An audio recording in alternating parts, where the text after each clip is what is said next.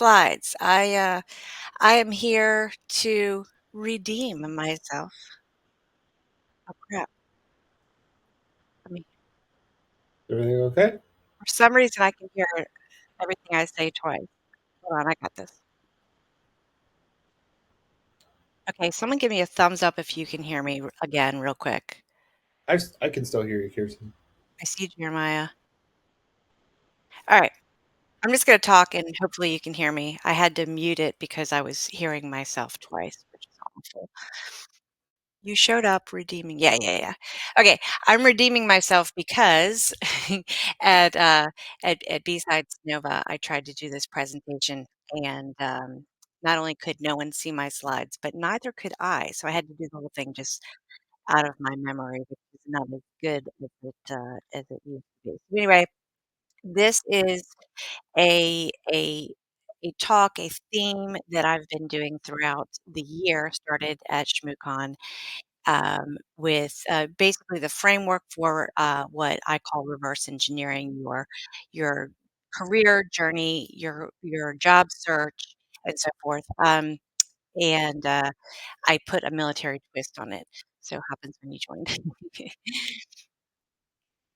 Okay, so who am I? I am Kirsten Renner. Congratulations, Ron, for saying my name correctly because no one ever does. That was I'm very. I would not only was impressed with your content, but with how you just read that phonetically correctly. I did survive Y2K as a help desk tech, and I also survived I Love You. So that's how old I am. I'm currently the vice president of talent at Silver Edge, which you may have noticed. Um, was just acquired by SAIC. So, uh, I can't I don't know if it's a blessing or a curse, but, I just keep getting acquired. This is the 4th time. Uh, just kidding, it's actually a good thing. So didn't use AI to say curse, that's funny. Um, Curse rhymes with first. Alright. Uh, I currently am serving, at the, bequest of Kathleen Smith as the director of B-Sides Charm Hiring Village and B-Sides Las Vegas Hiring Ground. I also retired from the Car Hacking Village and joined the ICS Village after 10 years and loving it over there. You'll see me at Critical Effect and all throughout the year at various conferences. That's me. So the reason that I say you're reverse engineering is because you're starting at the finish line. So you're starting with the solution and you're working your way back.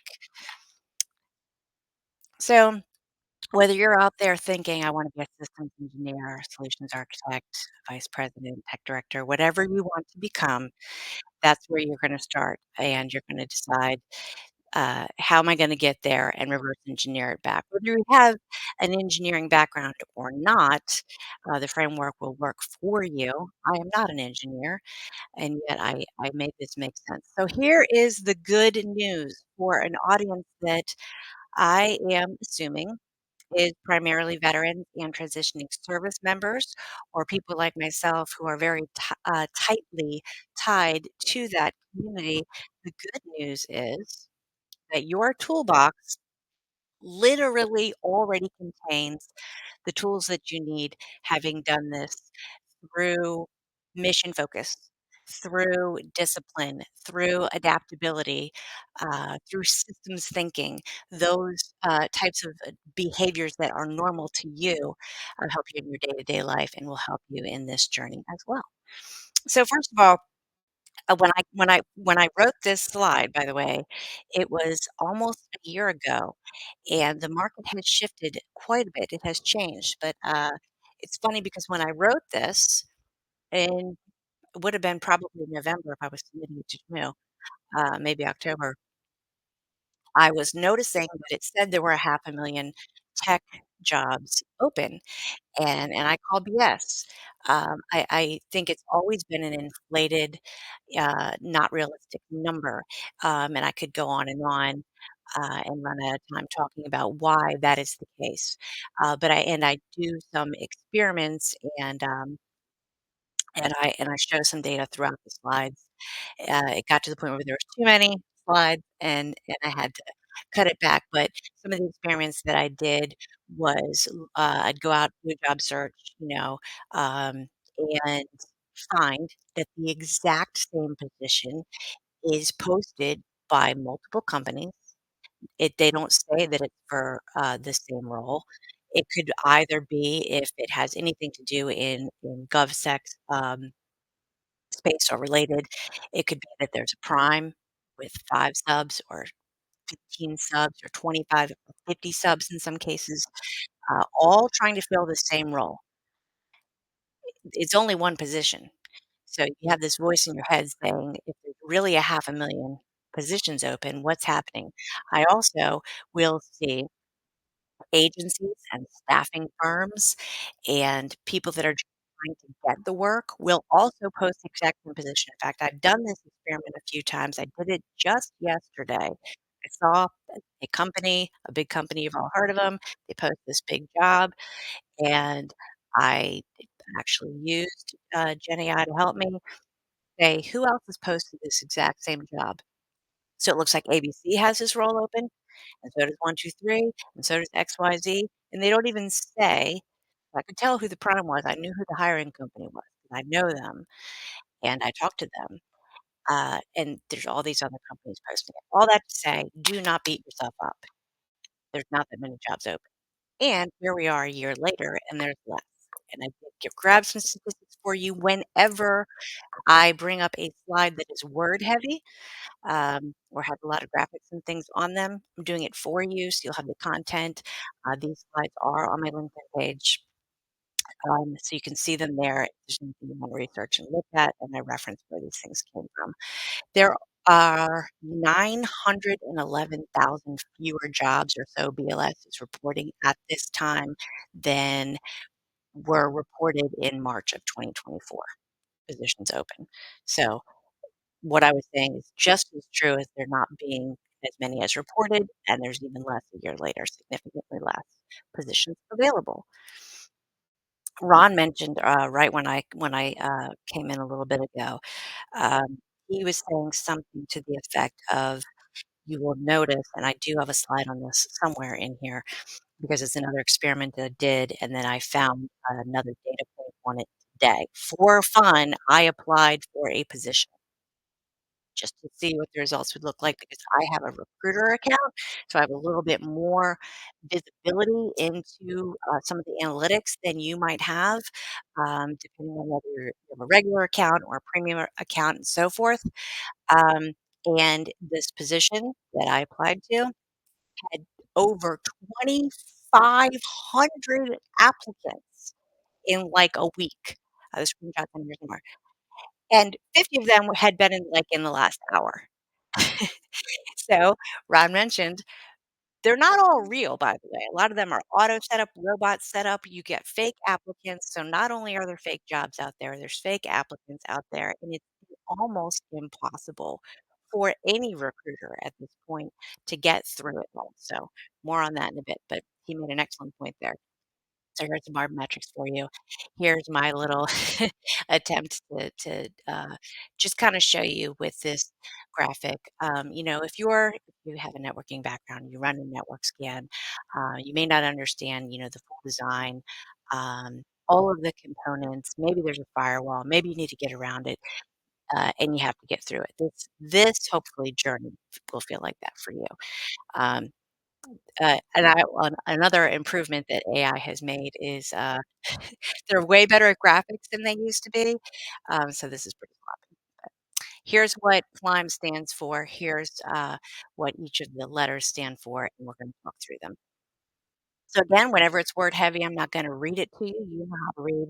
You'll have these slides later, but this is gonna be describing to you how do you choose, learn, interact, mobilize, and become.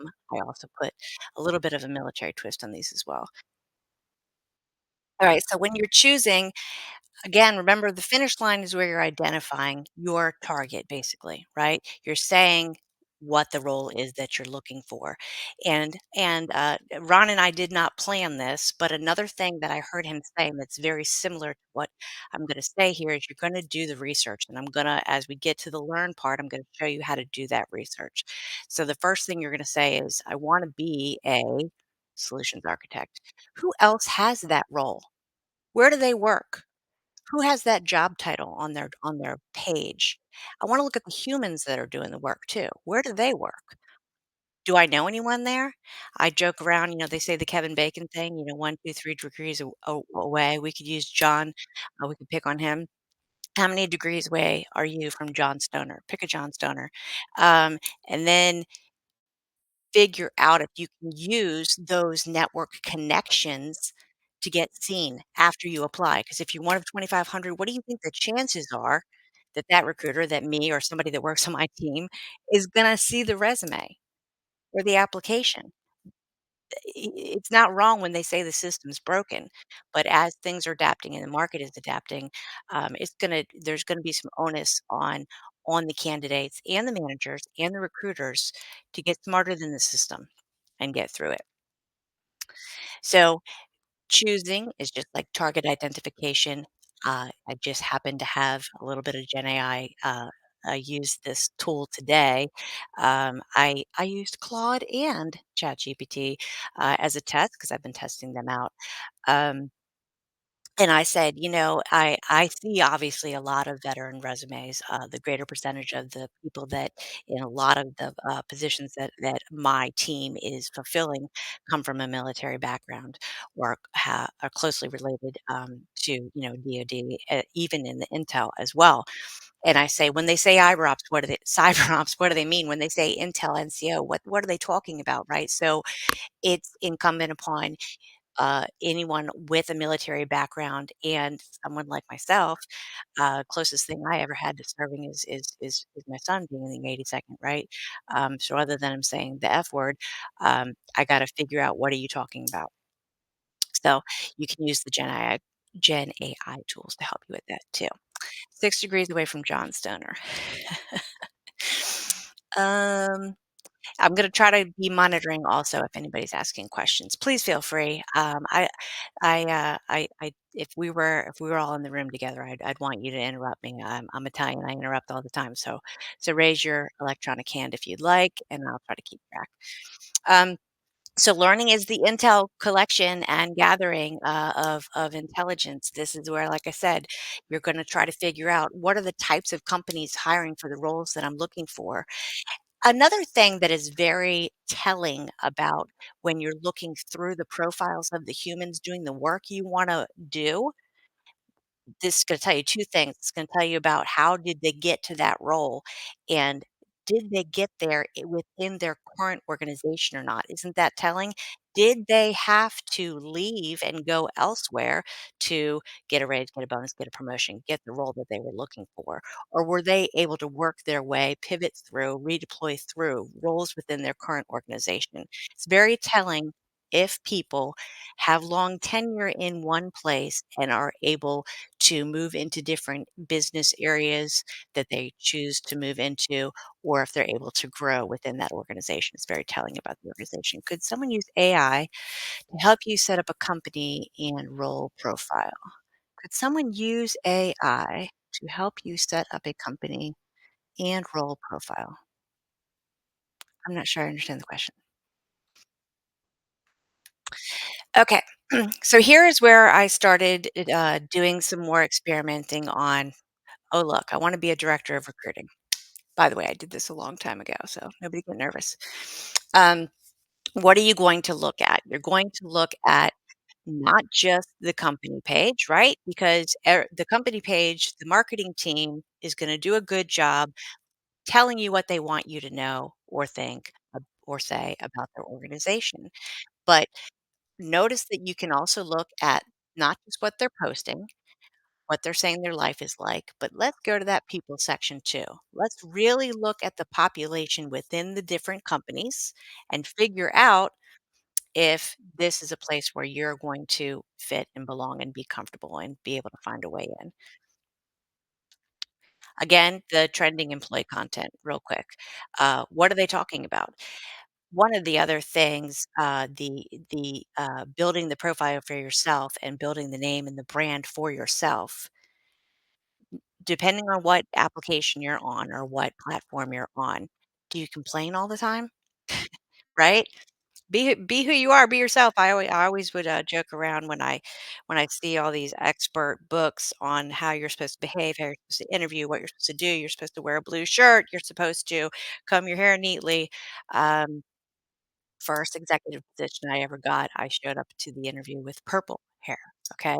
So, I am a big proponent of being, yourself, being who you are, and sometimes liken it to, although I do not have any dating experience, I imagine that if you went on a lot of dates and you weren't genuinely yourself in that first date, if you weren't telling the truth about whether or not you love God or want kids or whatever it is, that it's who you you are guaranteeing that it isn't going to work out. So I imagine it would be far more successful in your relationship and your tenure with your position. You don't want to be selected for pretending to be someone that you're not. That is my okay. Interacting is engaging, right? How do you make the internet smaller? I keep mentioning Ron, I'm gonna stop doing it, but I came into his talk right when he was talking about making engaging and interacting, with the humans that work at at the places where you want to work. So not only do you have to build that page for yourself, build a face for yourself, out being out there in the community, whether it is virtually or in person at events. We'll talk more about that in a little bit, I think.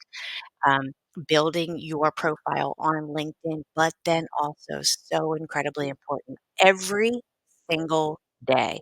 No exaggeration, not a hyperbole. Every single day, many times per day, I see people changing their status now to looking. But then also, I want to, if I see, oh, I know somebody that could hire them. I'm one of those recruiters who, even if I don't have anything for you, if I do have something for you, I'm gonna tag one of my recruiters or one of my hiring managers every time in the post as I'm going through the posts. Or if it's another recruiter at another company, I know the recruiter, I know the company, I'll tag them. But if you haven't made your settings such that I can comment, I can't.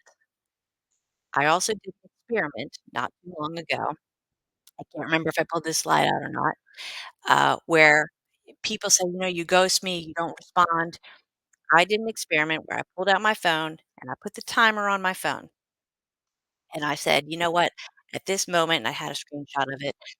Um, if the slide comes up, I'll go, there it is. It was like 360 some odd unread brand new messages in my inbox that day. And I said to myself, I'm going to commit to looking at 10 of them today, responding to 10 humans today. I'm gonna put the timer on, and I'm gonna figure out how long it takes me to make a connection to what that human wants and what I can do for them or not, based on how much information they gave me. And I'm definitely gonna tell you more about this in a second. It took me, I got the stat up here somewhere, but let's say 5 to 7 minutes per human times 10 humans. And then I had hundreds more to look at. So this is where I am going to give you pointers on how to make it possible for the recruiters to help you. So I am going to show you how to do messaging easier. LinkedIn does give you the ability to do messaging directly to the people that you may be connected to. So this was a couple of days ago. I was like, oh, cool. I have a position for this person. But look, comments are faded out. This is what I'm talking about. They needed to, luckily, I did find now, if I look a little further, go to your profile, have to click out of your post, go to your profile, figure out if we know anybody in common, send that person a message, tell that person to tell you to let me comment on your post, or send you a direct message, which LinkedIn keeps track of when you are using up direct messages and stuff too. And again, all this is taking many, many minutes per human. So if only they had their comments open. So if you're open to network, if you're looking for a position, make sure that people who aren't your first connections can comment on you and talk to you. I realize that at some point in your life when you set up your LinkedIn profile, you didn't want that. But if you're looking for a position, you do want it because I'm going to quickly, since I couldn't comment on this, move on and go somewhere else and not be able to help you. I told someone else, colleague of mine, um, to go change his settings, different guy than that guy. And within 7 days, he got a 500% increase in his appearances in his net. Also got several interviews. So take a minute to go into your profile settings if you are in fact looking and make sure that people can find you and talk to you. Make sure I'm not missing any questions. Tips for introverts. Oh my God, yeah. May not believe this, but I am an introvert. Uh, oh, you're not always comfortable reaching out to others. Yes, yes, I will help you. Okay, more on interacting. You cannot just apply. This is, there you go. It took me an average of 7 minutes per person, which would mean it would take me 70 minutes per day. Do not say, please, do not say, I'm interested in your opening. Which one? I might have 50. I might have 500. Which opening? Gotta tell me which one. You gotta really tell me. And probably, if you can, and again, this happens every single day. Um, is there a rec number? Is there a posting number? Be as specific as you possibly can. I am interested in the systems engineer role in Hanover, Maryland that you just posted. That's the one I'm looking at. Make sure that we know which one. Um, tell me where I'm a fit. No, you tell me. Right? Do you currently need analysts? And here's a really good point. As many job descriptions as are terrible, there are 100 terrible resumes too. So I have had people say, "Well, why don't you just look at my resume? Why don't you tell me?" Right? Um, this is the part where you can't assume that I know that because you're doing this thing that you could and would like to also do this other thing because you know what the number one qualifier is? Quote me. For every position, a willingness and an ability. A willingness and an ability to learn to do the work, right? And most veterans, and most people who have had any military experience, they have a willingness and an ability. You signed up. You already have an ingredient in yourself that the rest of us don't have. So you have that. Let's leverage that. Let's show it. Most of the contracts I get are someone from India. Aw. Yeah, block them. Um, based on my profile, don't just say based on my profile. Don't make me even go look at your profile, right? Because remember that there's a whole bunch of you. Say, given this specific amount of experience that I have doing this specific thing, the fact that I have a clearance or the fact that I live in Wyoming, whatever the case may be, show me that you look at the role, that you understand the role, and that you are showing me how you align to it. Take a look at my resume. Targeting PM roles in the Tampa area. So here's just some examples on how to be more specific. So you are getting ghosted. This is the example that I was talking about today. I pressed apply just to see what would happen. 2,600 people. A lot of them, as Ron mentioned, probably aren't even real, right? How is the recruiter supposed to even get through all of these now fake resumes and fake profiles and perfect fits for all the jobs? I had recently and I had to point it out to my recruiters, a series of these fake profiles that were showing up. And oh, there's so and so again. And now they're a perfect fit for this reverse engineer. Oh, and now they're a C++ programmer. Oh, check it out. Now they're a tester, right? And it just gets so noisy and hard to get through. Um, I'm just giving you an example of just the volume. It's crazy, the volume. So you will have to apply technically and legally to get your offer. At some point, you're going to have to apply for the job. But let that just be a checkbox that you're checking later. After you have tried to reach out, figure out if you know anyone there. If you do, ask them to refer you. Referrals are going to get seen before the applications as well. So attendance matters. I love doing this presentation in person. I love that we have the convenience to be able to do this virtually as well. Attending matters, learning, connecting, and volunteering. I challenge you. I challenge everyone who can hear my voice. I don't know if it's, I don't know how many of you there are, but I challenge you to volunteer to help at a conference. I challenge you to it doesn't matter if if you are a a speaker wrangler or somebody who's sitting at the check-in table. Um, I have gotten more jobs and more connections and more opportunities in the last 15 years through our community than anything else. In fact, I think 100% of the jobs that I've had and 100% of the promotions that I have gotten in the last a decade and a half have been through community engaging and relationships. Um, so I challenge you to do some volunteering. I also challenge you to submit to some talks, submit to give a talk. And some of the greatest learning opportunities for you are going to be when you get rejected. The feedback from a lot of these places is phenomenal. So, um, let's see, mobilizing. This is your execution and ops stage.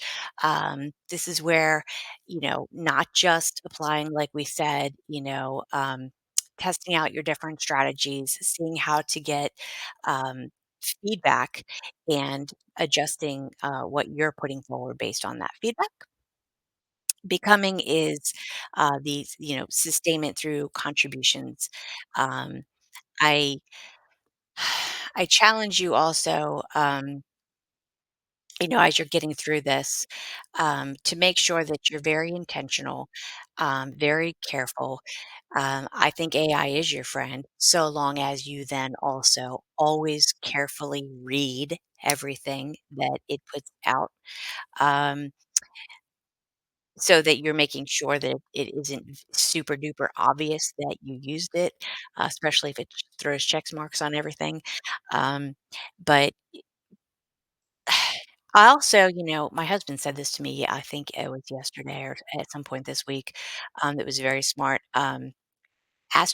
Learn how to re-ask your questions because it's going to feed to you almost what you tell it to feed to you, based on how you ask the question. I'll give you an example. I'll frame it differently. Um, Hey, take a look at this email that I wrote. I intend for this specific audience to hear it in this way and to receive it in this particular way. I want these to be the results that the audience gets from this. What do you think? Can you analyze it for me? Do you have any suggestions? That is gonna give you a different answer than if you reframe your question. And knowing Ron, he probably already said this, and I didn't hear it because it was at the beginning, but reframe your question to say, "I received this email, and I'm not sure how to take it. What do you think the author's intent was?" Right? So depending on the way that you frame your question, instead of being too conversational and I'm behaving, which is something that I tend to do now with Gen AI. Um, I speak to it as if we had a relationship and it knows me and it knows how to it even uses even Claude literally drops f bombs with me because think we're friends. So don't be afraid to test and reframe kind of the way you're using the tool as well. Don't be afraid to talk to speakers, ask offline. Absolutely, absolutely brilliant. Anybody who is um, volunteering their time, giving their time, sharing their content, um, is a giver, right? Has a servant's, heart. So I've never met a speaker or a volunteer at any conference going all the way back to 2010 um, who doesn't wanna answer a question. The least you're gonna get is an amount of time based on the amount of time they have available, but, this is a community who wants to help, who wants to teach, who wants you to learn, and who wants to contribute, anytime you have a question. All right, these are some bonus tips. As I said before, a lot of this content I built for you to be able to use later, not necessarily in the presentation. I think I did this a lot faster than I was supposed to. Um, but the main thing I want to do is help you to help anybody on the recruiting and hiring side, so that they would make it easier for them um, to help you. Your resume is very important. I have resume guides. I have shared those on my LinkedIn profile as well. Connect to me on LinkedIn. I provide a lot of resources there. So if people do have questions, I can pay attention to those. Switch to Substack eventually. Um, I am also looking for alternatives to LinkedIn. I think LinkedIn is a very necessary evil at the moment. I think it is necessary at the moment, but it is getting loud and hard to manage. So I am going to be looking also for some alternatives. When and how should we use recruiters? Is it better? You know what? That's a fantastic question. What you need to do is find a good recruiter. Um, Here's the thing. I got in a kinda like a pretend, almost sorta fight with somebody the other day because they were saying that, they don't get back from the recruiter or they don't get the right information from the recruiter. Um, Most of the time, the recruiter is not the decision maker other than they are the conduit by which you get to the next level, to the decision maker, right? Because they're reviewing your all the information and they are then the decision that they're making is based on what they can see, based on what you have provided. They are then pressing one button or another to get you to the next place. So I highly recommend building relationships with recruiters, not all of them. And there's different types of recruiters that work in you can work them to your advantage in different scenarios. There are agency recruiters, there are corporate recruiters. They are not all the same. I am a corporate recruiter. There are consultants. Um, there are a few, Chris Rides being one of them, Ricky Burke being one of them. They're it's a very, very small pool of ones that you can trust that are good, that are smart, that will help you, and that will recommend you to other recruiters when they don't have something for you. There used to be a, um, there used to be a notion that a recruiter is going to basically not work to your advantage because they're trying to make it profitable for the company or something to that effect. Think about those other types of recruiters that are commissioned. Um, they're going to be able to charge more for you, right? So have different types of recruiters um, in your wheelhouse, in your network. Obviously, a corporate recruiter working for the hiring company, working for, in the case of the prime hiring company, is going to have closest. The closest connection to the people making the decisions of whether or not they're going to hire you. Any tips for experienced There was an professionals? earlier question, Kirsten, that I think you've Yes. missed. Um, it seems to be getting there, there's, what did I read today? Was somewhere in my notes. Um, but I read today that there is a white collar recession, something to that effect, and it was that there was maybe 30 some odd percent. I'll put the stats up on my page too. Reduction in the white collar positions. Um, I also, random tip that you didn't ask for, think that infrastructure. Hmm is the next cyber, if you will. I think that it is the place where we are going to have the most vulnerabilities and need the most security. Um, so be thinking about, and that goes for transportation, that's construction, that's, infrastructure is not just it's not just electrical grids, it's and power systems, it's water plants, it's everything, and we need to secure those vulnerabilities as well. So, um, for the more senior folks, tips from the toolbox on having a profile, branding yourself, making real connections, communicating with a human being whenever possible, either in person or via LinkedIn or Indeed. Um, is necessary at every level. As a more senior professional, I can say, um, it's tough. You feel like you get priced out. You feel like you get timed out. I see a lot of people at my experience level struggling at the moment. Um, and I think that the networking is key. You got to where you are right now as a senior, a more experienced professional, um, with building relationships, and you built a lot of relationships along the way as you got to the point where you are right now. So please leverage those relationships, use them, communicate. Communication is probably the most important power that you've got. All right. Corey asked earlier, since LinkedIn seems so noisy, would you recommend going to direct website to apply?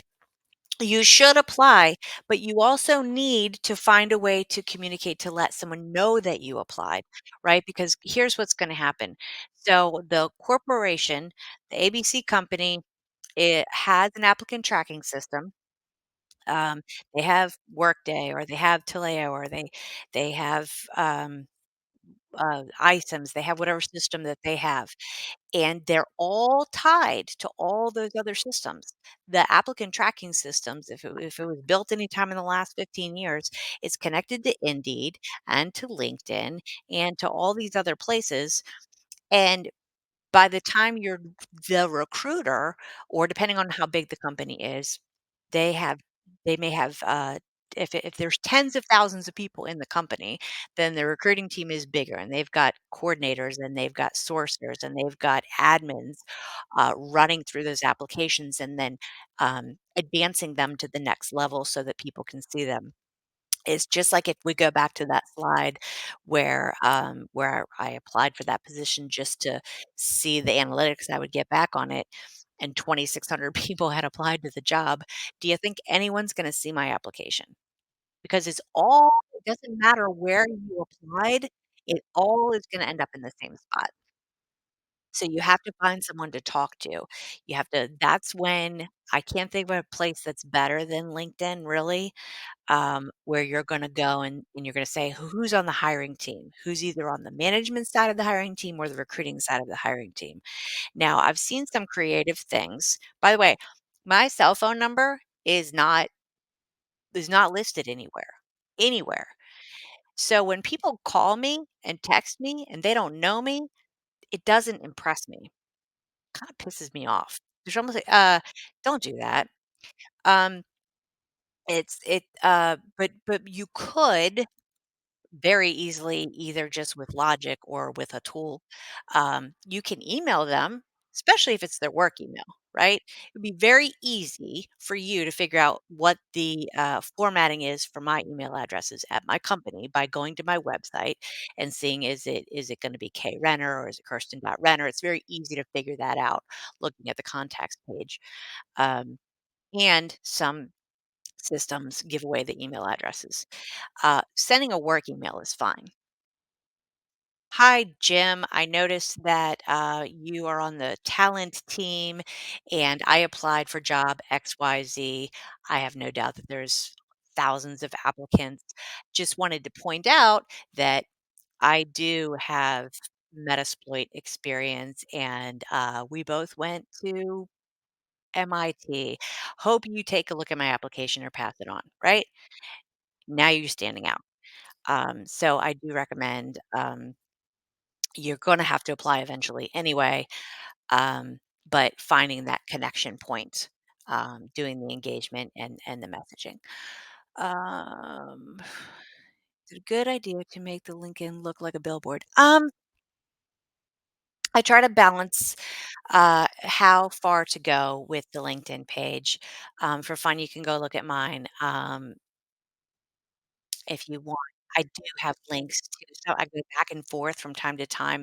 It gives you an opportunity to put some links. I used to be really good about putting all my talks on YouTube, and then I had my YouTube, um, link on there, something personal, and now I think right now my Sessionize one is up there. So it's just something that says, "Here's a little, um" here is a little blurb about some things that I've done. For me, I care about not only do I care about talks that I've done or volunteering that I do because it's important to me. Um, I care. Think about what I'm about to say here about what matters to you, right? If the thing that matters to me doesn't matter to you, and I'm changing up my profile based on the target, then we're going back to the kind of the reverse engineering thing. So, you don't have to go too far. I see people who contribute nothing and have gazillions of followers. I don't know how they do it. I guess I'm not really a social media expert. Um, but I think you should provide and share content that matters to you. I think you should highlight and tag the things on your profile that you don't want people to miss. Um, I think you should, if you have a servant's heart, lift up others, right? Share the content that is meaningful to you, but don't be too noisy. I will purposefully if you're showing up too much and your content doesn't seem genuine or purposeful, if it's just a lot of noise, I'm not going to disconnect from you, but I am going to mute you or unfollow you so you don't keep showing up in my feed. Um, so keep it interesting and think about who your audience is and you can also this goes back to the very very beginning. The first time somebody said you should go to DEF CON. And I thought, what does that mean? What's DEF CON? I started looking at who's there. What are they doing? What are they saying? Who are they connected to? Who do they talk to? Like I was doing this, what's on my slides, when I didn't even know what it was, 20 years ago. So it's kind of like that.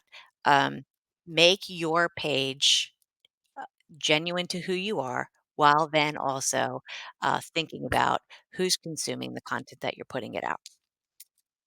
Um, this is year 5. Oh, thank you, Ron, for sharing my LinkedIn profile. Um, talk about branding. Yes. So for the newly transitioning service members, I'll bet that, because you have a server's heart, from serving, that there's a lot that you're doing. It may be with Hiring Our Heroes, it may be, some coaching and mentoring things that you're doing, any training that you're doing, certifications that you're doing, things that you've practiced, you can start sharing that content too. Also, people like myself, and I don't want to voluntold John, but uh, we can help you too. We can look at your profile for you and help you. Remember the slide where I was talking about how some of the things that you have described that make sense to you. Um, Somebody who hasn't served or isn't familiar may not know what those things mean. So you can use Gen I to help you with that as well. But as you're building your profile, you know, be active in the community that the people are that are participating in that community are working where you want to work, and notice the content that they're putting out too. There's a lot of coaching and mentoring opportunities um, that will get shared. I mentioned at the bottom of my last slide, I'll have a little quote from Kathleen. She has a new thing called Exit Buddy. She also puts out a lot of podcasts, and she has a newsletter, and so do a lot of other people as well. You can start noticing and consuming and then sharing the content that's interesting to you, assuming that the places where you want to work and the places where you want to get attention from are interested in the same types of things that you are. Your experience, do companies post the same number of roles on LinkedIn as they do on their career site? Or are some of the roles only listed internally? That is an excellent, excellent, excellent question. Um, Most of the applicant tracking systems have an automatic feature so that everything that gets posted um, also gets blasted out to all the other places. Depending on the settings inside of that system, you can check a box.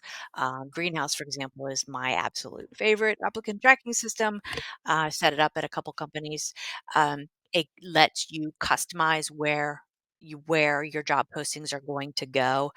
Um, I have also seen some arguments or debates recently about whether or not you can just post something internally. Um, but for the most part, the positions are whatever's on the website is going to be elsewhere, and you're also going to see more stuff typically on LinkedIn because they're also going to be, if you go back to what people call fake jobs. Let me talk about, and I should have said this earlier, the different types of positions that are posted out there. So we already talked about if someone's trying to get the position, or multiple companies are all trying to fill the same role, or agencies are trying to fill the role. But another type of position that's out there that you may not get feedback on right away, there's sourcing recs and there's proposal recs. Think about it. You still have to post them. You have to. Um, I don't know a way around it. If if uh, if I'm looking for a reverse engineer, I don't have any currently open, but if I close it every time there isn't one currently open, then I'm never networking for it and I'm never sourcing for it. I'm never finding anyone. And then when the position does open, I'm starting at the wrong point of the race at that point. So just please understand that there's many different types of roles posted out there. It's just adds to that, exponentially false number of openings that you see out there. But in most cases, if a job is real and a job is open, it's automatically getting posted everywhere. Different talk I watched on leveraging LinkedIn, they pointed out the recruiter by default only sees your picture in the first 3 lines unless they click more. Okay, there's different levels of access. There's different levels of recruiter access, believe it or not. Um, I don't want to get in trouble for saying a company's name, and then it might sound like I'm saying something negative. So let's just pretend that I'm being hypothetical. If a job board has different levels of access, it's going to potentially charge $10,000 for a seat, for one seat, um, and or for a full access seat that has full visibility, and then that's the only one person can use that login. Um, and then they have a level down, which is $2,500, and another level down, which is $2,500 a year. Um, So it is true that different accesses, and then, maybe on another talk, or maybe I'll just do a post about this on my LinkedIn page. I will log in from different account settings, and I'll take a screenshot and show you what I can see. I could even do a live demo of it, but there are different levels of what you can see. So I do think that your tagline, if you just like, if I have I have these nifty little flyers that I have on my LinkedIn page, I believe, um, where the very first thing I tell you to do on your resume is bottom line up front. I am a this and I want to be a that. You should definitely do that in the very top tagline, um, of your LinkedIn profile as well, just in case the different levels of user accounts can't. Not everybody can afford a corporate seat. In fact, most people can't. If it's a 200-person company or a 500-person company, they probably can't afford the LinkedIn seats for all their recruiters. They may not even have one. It got really, really, really expensive, like six digits expensive, I believe. The last time I looked at it. I'd also think, just like we say on the resume, as a hiring manager, you get 10 seconds. Ten's a lot, buddy. I think we were joking around, John, about how many seconds, at besides Las Vegas, higher ground, we were joking around about this. When I say that I only spend 3 seconds, 3 to 5, I don't mean that I never ever read, but it just gets to be like they have to compel you to look, and you have to compel them to get right to the point. Always let me know. Don't assume that based on what you're currently doing, that is indicative of what you want to do next. Make it clear as day, and don't be afraid to also customize that. Customize your profile, customize your output, and customize your resume based on your current target. So, all right, we've got a couple more minutes. Did I miss any questions? I'm not seeing any questions that you I missed don't know right if I now. missed any questions, but I will say this, and I hope this doesn't get anybody the wrong way. I say this as somebody who is also very uncomfortable and self-conscious about like my appearance. Like I get it, um, but I'm not going to look at your profile if you didn't put a picture because I think you're fake. I don't think you're real. Heck, my poor son was looking for a job, by the way. Um, just retired from the army and I helped him change his LinkedIn profile to I'm looking, and instantly got his inbox blew up. And he's like, I'm not putting a picture on there, da da da da. And you can't tell who's real. And so I would, because it was my own son, I'm looking at all of the profiles. If you're not connected to anyone, if you don't engage with anyone, if you never post, and if you don't have a picture, I'm assuming you're not real. You're a robot, you're fake. So anyway, I think that's it. I don't think I missed any questions, but if I did, my DMs are open. So be kind to me, be patient with me, but I leave my direct messages open because I'm here to help, and I hope that this was helpful. And to everybody who served, I personally thank you. Thank you so much. Hopefully, you can hear me still. No, I don't think you can hear me. All right, thank you so much.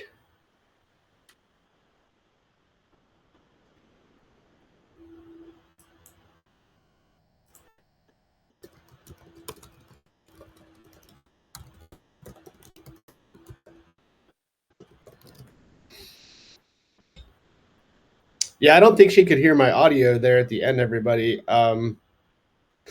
Yeah, I think she had muted her entire computer, is what happened. That was amazing. She is awesome. She's one of the best technical recruiters I've ever come across, and an amazing human being, in addition to being an amazing technical recruiter. Um, I work with her at lots of different career villages. I also work with um, Chris Rides, who she mentioned, Kathleen Smith. And I really wanted to emphasize a couple of things before I hand it off to Tom and then quickly go get some food before trivia.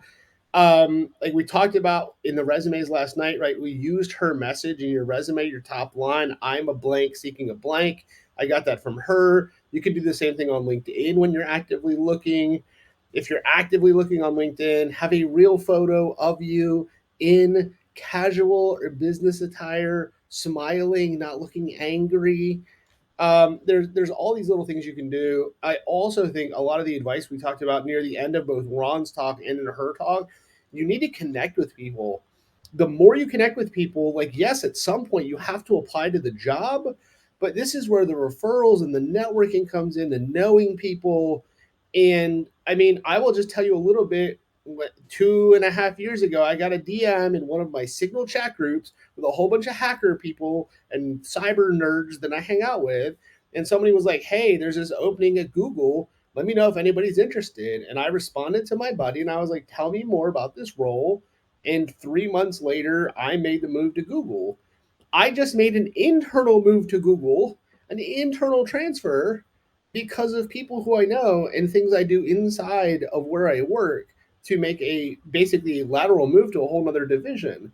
So this networking is going to be so critical in your career, and the more you can do the networking, then the less you'll be able to do like these just cold applications because the cold applications is not getting a lot of traction, right? I mean, like she said, I think Tom, you said yesterday you had a position, and in 48 hours you had 400 applicants. Yep. That's tough. But if you were like in VetSec or you were in the Navy or you know Tom somehow, hey Tom, I applied for this role. He might actually then look at your resume at a minimum. Yeah, So actually, the person who got the job was a person from VetSec, so perfect. I love that. accepted the Eh, offer this morning. yeah, that's amazing. That's great. All right. I know we're a couple minutes early. I don't want you to start too early, Tom, in case somebody's tuning in just for your chat. Any other advice in the resume world or when you're looking for a job that we want to give people for a couple minutes? Um, networking. Like we've said it throughout this conference, right? And that's why hopefully a lot of you are here. There's 70 people watching this right now, so use this conference, use Slack, use LinkedIn as ways to meet people, and follow the advice of some of the amazing speakers here. We've had some awesome talks. Um, Yeah, I mean, and I just want to reiterate, especially like the volunteering. Here's the thing: I do a lot of volunteering at conferences. I was on the speaker circuit for a while, and that was fine. And then I got more involved on the helping to run conferences. All the way up until I decided that VetSec needed some help. Right. So I've helped the Diane Initiative a lot. Besides Nova, besides Charm, besides DC, besides Vegas, um, and volunteers are really hard to find. We talked about that this morning and yesterday. Tyler and I were talking about how hard it is to get people to volunteer, right? It's a lot of time commitment. But especially on these 1 day local events, your B side, sometimes your IC squared might have stuff. Tool, the lock picking people have a lot of local events. There's local DEF CON meetups. I guarantee that there's some sort of local meetup that is like within relative driving distance of most of you. There's going to be somebody who lives in like Manitoba, but like most of you are going to have somewhere where you can get to like a local event. And those local events oftentimes need the volunteers. And you know what veterans are really good about? We're really good about showing up on time to the thing we volunteered to do. And I will tell you right now that half of the people who volunteer at these events aren't good at just doing that. And it makes it really difficult to run the event. So, yes, please volunteer at all of your local events. It is the best way to meet people, even if all you're doing is like doing the check-ins and like handing out the t-shirts or like whatever, like just standing around in case somebody has a question. Like you're part of the team. It's not awkward for us introverts. I don't have to awkwardly talk to random people because I'm just part of the team that's of the volunteers as well. So it's a really easy way to get around that. Like, how do I talk to random strangers at events? All right. Tom, I think I'm going to go ahead and hand it over to you for the workshop around demystifying VA disability claims that you have planned for us. Sounds great. Thanks, John. Let me go ahead and get my screen up, and we'll give it just a couple minutes. I'll talk a little background while we go ahead and get the screen up and go ahead and get ready to get started here. All right, so I'm going to go through not a slide deck, but a lot of browsing around the web, showing you places that you can find resources. We're going to take just a couple minutes to let everybody stretch their legs, grab a drink of water, go to the bathroom, and we'll start at 2:30 Pacific, since that's where I am, or 5:30 Eastern. But please, the purpose of this talk is to be as interactive as possible. If you're not comfortable sharing, any of your perfect health, private health information, then don't, obviously. But if you have specific questions, bring them. The purpose of this talk is a workshop around how to navigate your VA benefits. So I'm going to go ahead and hop off camera. I'll leave the screen share up, and we will get started just in a couple minutes while you all get any questions you have. Any records you want to pull up so you can reference during the chat, anything like that, ready to go. And I will talk to y'all in just a minute.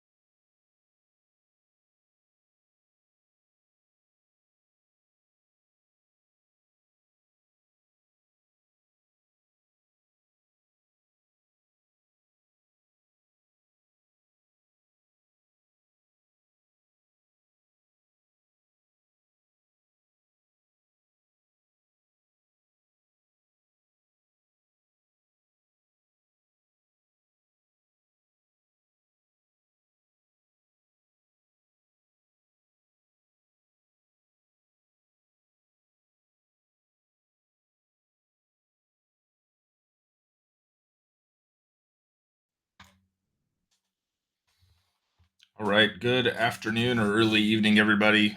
Before we dive into the presentation, I'll just take a moment to introduce myself. I assume most people in the attendance here at the conference know who I am, but if you don't, my name's Tom Marsland. I'm the former chair of VetSec. Had the opportunity, really the fortunate opportunity to be a part of the organization from a leadership perspective for just over 5 years. Loved every moment of it. A lot of work, though, being an all volunteer group. And thanks to everyone on the board, everyone on the IAM team, and everyone else that volunteers their time, whether it's Warren and John with resumes and interview stuff, or the IAM team processing applications day in, day out, or our benefits team making sure that we're connecting the over 8,500 transitioning veterans now to benefits through the organization. And thanks to everyone for doing what you do. And please, if VetSec is helping you out, please consider giving back and volunteering some of your time there as well. Outside of VetSec, a little bit more about me. I live up in the Seattle, Washington area. I'll go ahead and throw my LinkedIn in the chat. So if anybody would like to connect with me, they can. Just toss a VetSecCon or something in the notes so I know who you are. And I separated from the military, retired after 22 years in the Navy back in March of 2024. So it's been a year and 7 months now. And I am a rated disabled veteran. I went through the benefits delivery at discharge, or BDD process, which is one of the items that I'll talk about today. While we go ahead and get started into the talk, though, as you have questions or any big topics that you want me to touch on, please throw them in the chat. So that'll help kind of guide this conversation. I've given this talk now. This is the third year running here at VetSecCon.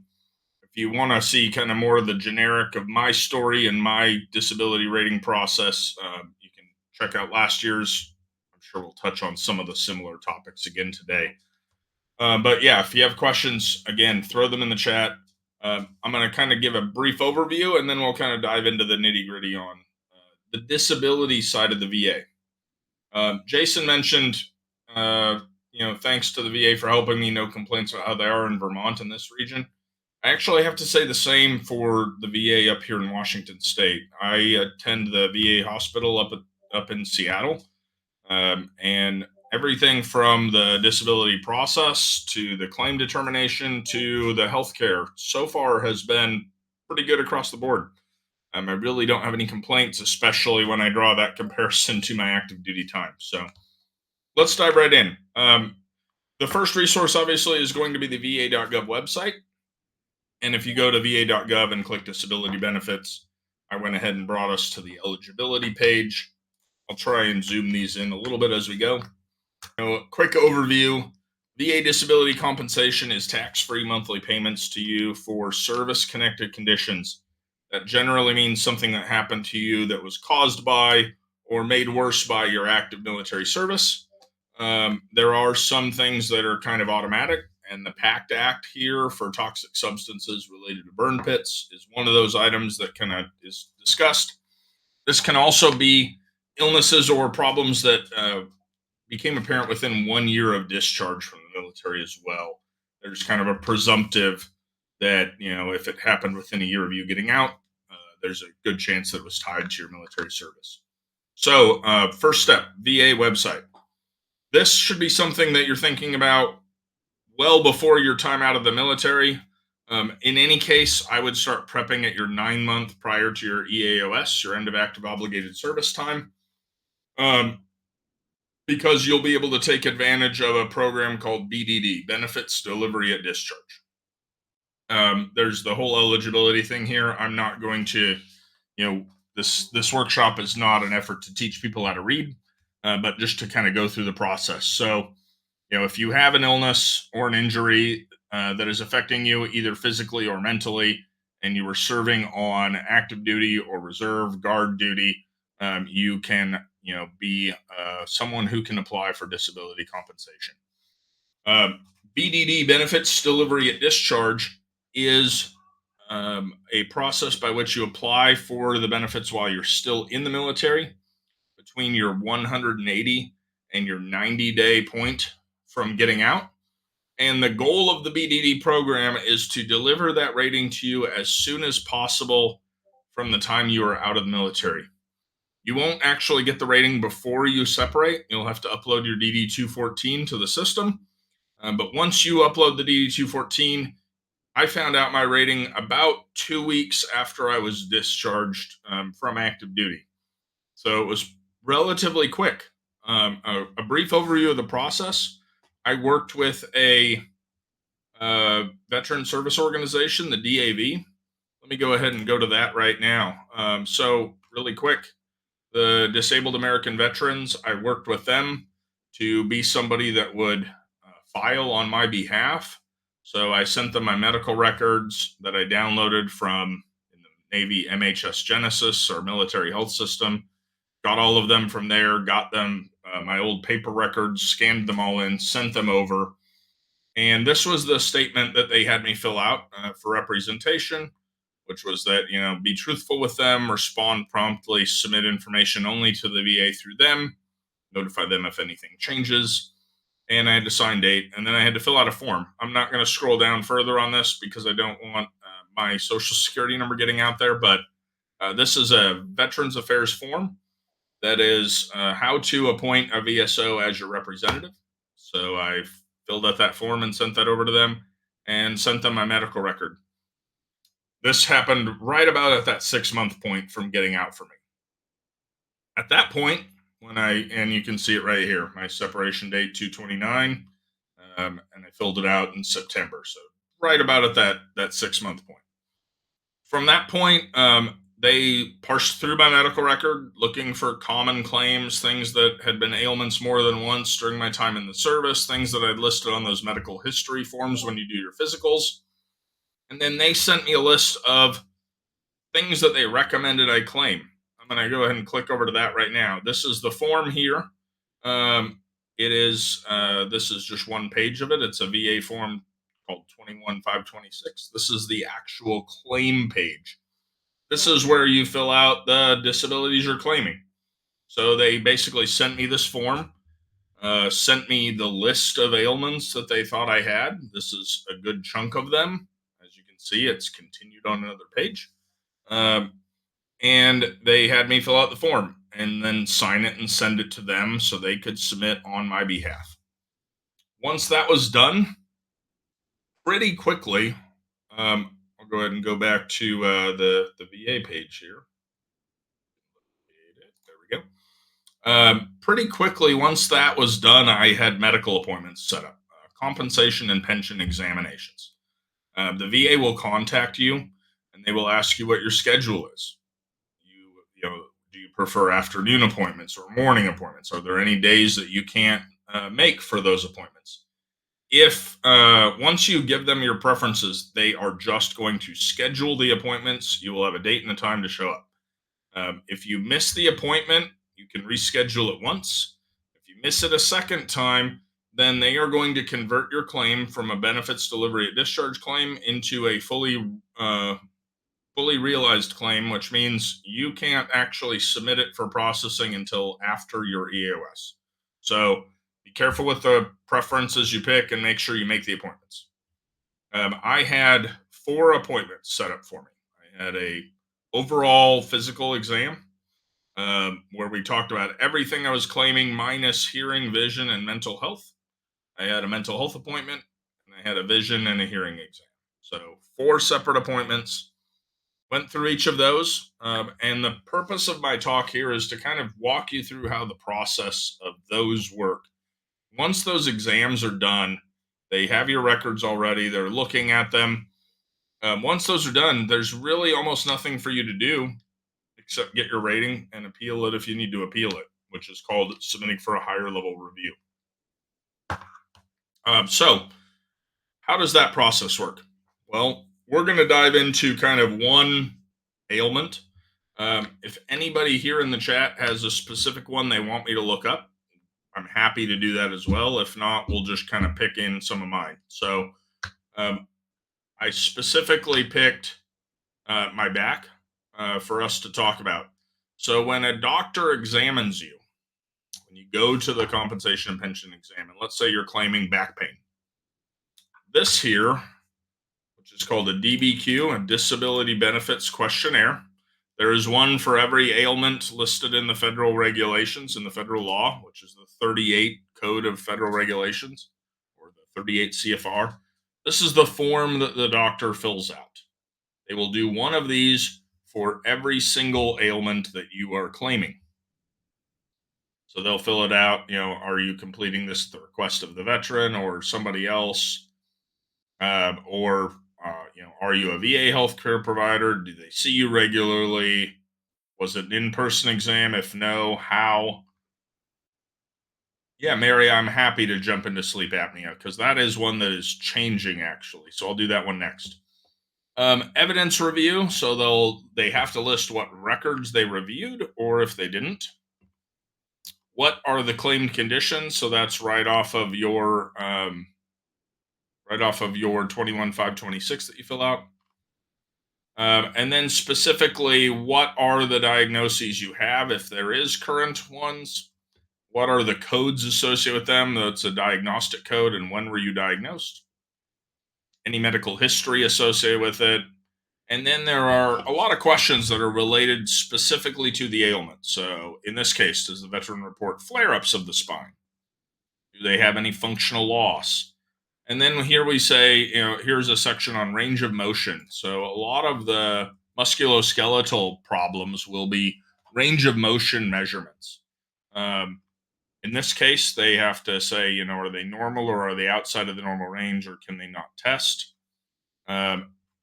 And then here is the actual range of motion values they have to fill out. And then we get all the way through. Is there evidence of pain? Is there pain when you're weight bearing or not? Active or passive motion, etc. Right? Crepitus, that's like cracking of joints.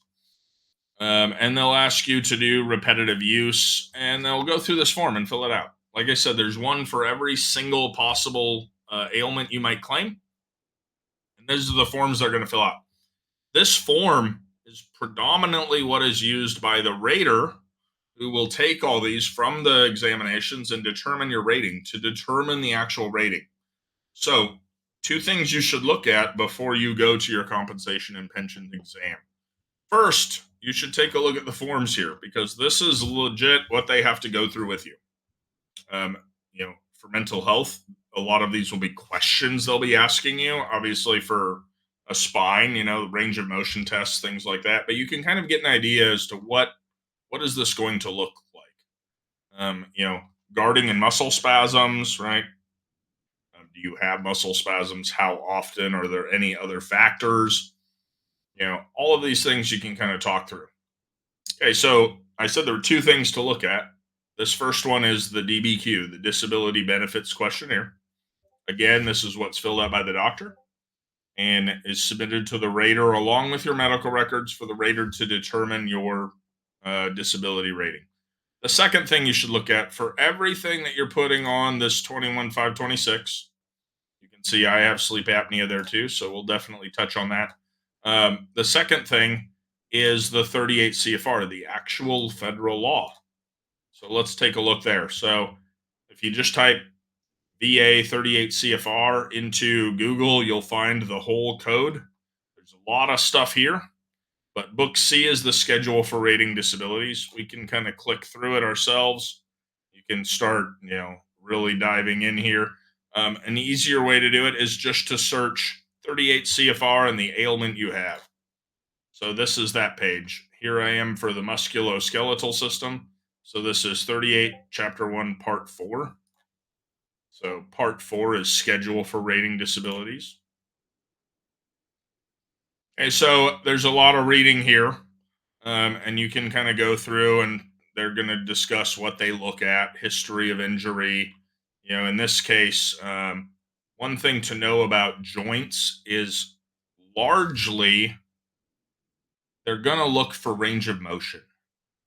Doesn't really sound fair, but it's one of the only ways they have to actually try and get an objective assessment.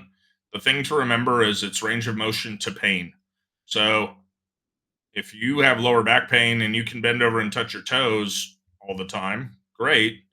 When you go to your CNP exam, though, you need to stop in the range of motion measurement wherever it starts hurting. Okay, that's really what they're measuring for. In this case, in this 38 CFR, we'll scroll down here a ways, and we'll actually find arthritis, painful motion. So it actually says they're supposed to look for your facial expression, wincing, right? That should be carefully noted, etc. With any form of arthritis, they have to look at all major joints. And we'll keep going. We'll keep going. We'll keep going. Here's some of how they do the range of motion measurements, right? So that's covered in here.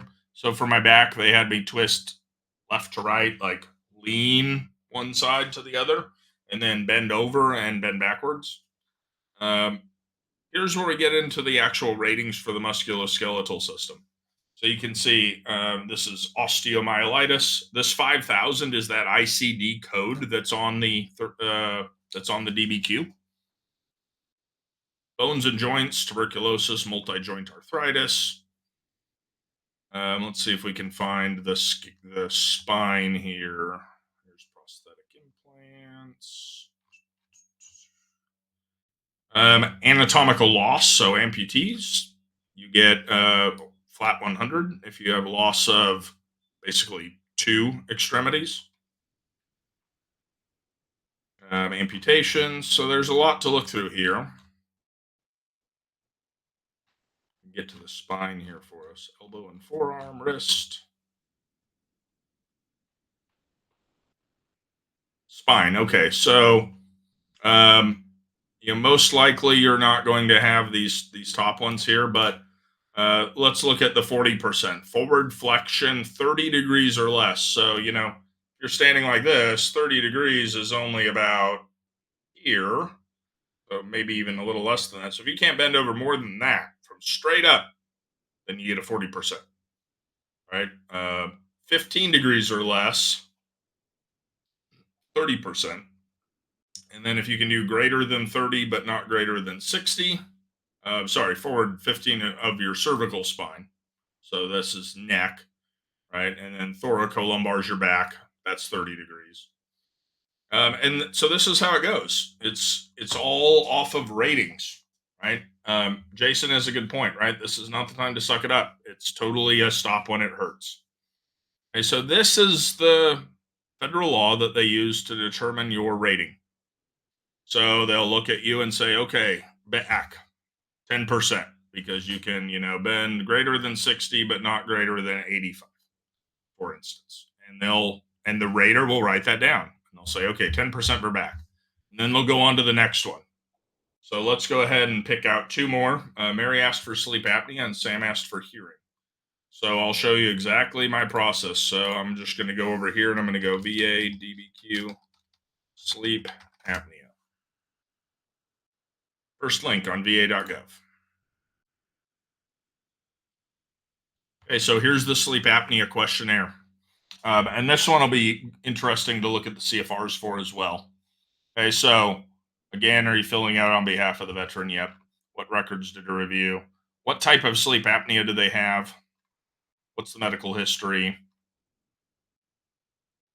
Any other symptoms of sleep apnea? So these matter, and I'll show you why in the 38 CFR these do matter. But if you're falling asleep in the middle of the day, that's one that would be checked, right? Chronic respiratory failure. A lot of people that have sleep apnea don't have these items, but they do apply. Any scars? Has a sleep study been performed? Yes. Date, facility, right? Make sure that kind of stuff is in your record if you have sleep apnea. That your sleep study was done, where was it done, that this was documented while you were in the service, etc. Does it impact your ability to work? And where is this was updated after I got out of the service. Oh, here we go. Skipped right over it. Does the veteran require the use of a breathing assistance device such as a CPAP machine? Right, that's also a yes here. Yeah, Corey, I'll definitely touch on the math because the math matters in this too. Okay, so those are the questions they ask. This is a fairly straightforward questionnaire, but let's go ahead and take a look at the 38 CFR. And Cody, remind me again when I get to questions again a little bit later, and we can kind of talk about why that might be. Okay, so 38 CFR, I just Googled sleep apnea 38 CFR. And if I click on the first link here, that's not sponsored. We're in the respiratory system. Let's see if we can find sleep apnea. Diseases, probably not. Sleep apnea. Okay, so there's only 4 ratings. Chronic respiratory failure with CO2 retention requires a tracheotomy, 100%. You're probably not really moving at that point. Requires use of a breathing assistance device, such as continuous airway pressure machine, 50%. That is the common, if you have a CPAP, you get 50% for those of you that have heard and read that before.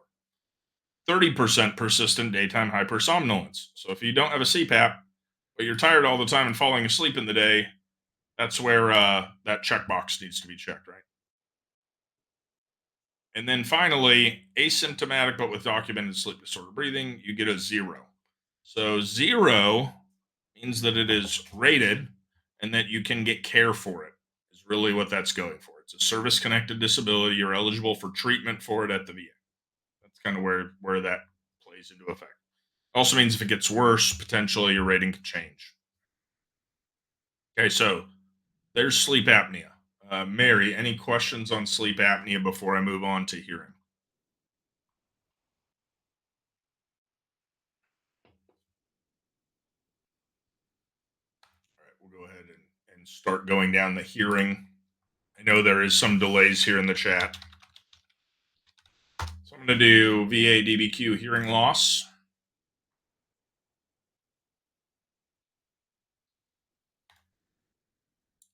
That's probably not the link I'm looking for, but we'll give it a shot.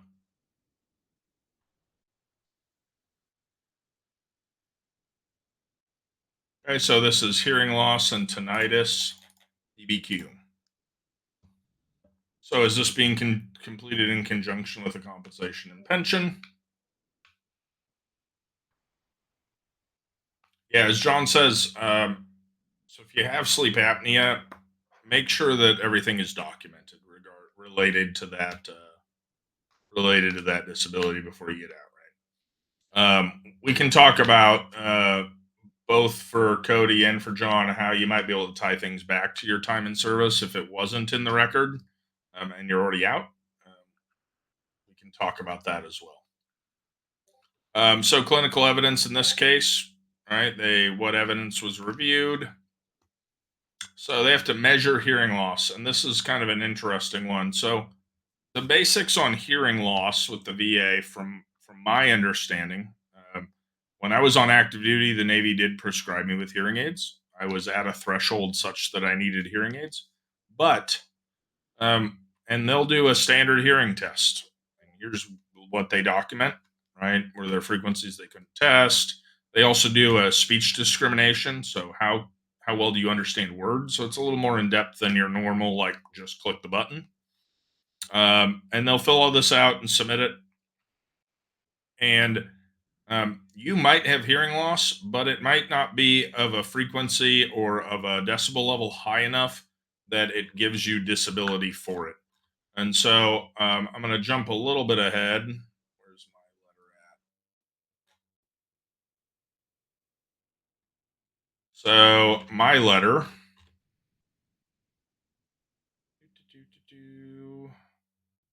Bilateral hearing loss is denied, right? And you see that right there in my letter. And if we go all the way down here, I'll do a control F here. Bilateral hearing. So right here, where mine was denied, right, it says VA exam shows the right ear with 94%, decibel loss is blah, left ear shows this.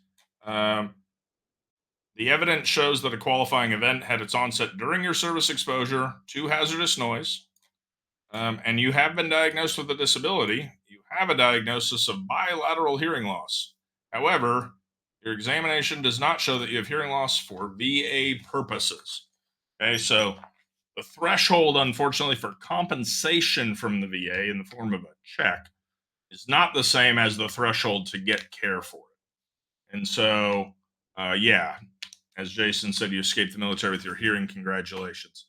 The 38 CFR is also another one you can look at for this as well. And if we jump into evaluation of hearing impairment, it tells you kind of how the test has to be done. Here's the threshold ranges, here's the percentages, and patterns of hearing impairment, schedule of ratings. And this is also where tinnitus will come into effect. Right? Tinnitus is where you hear the ringing in your ears. It's recurrent, so if you're hearing it consistently, then that's 10%. That is also on the DBQ, I do believe. We can go ahead and zoom back in and take a look there. Let's see.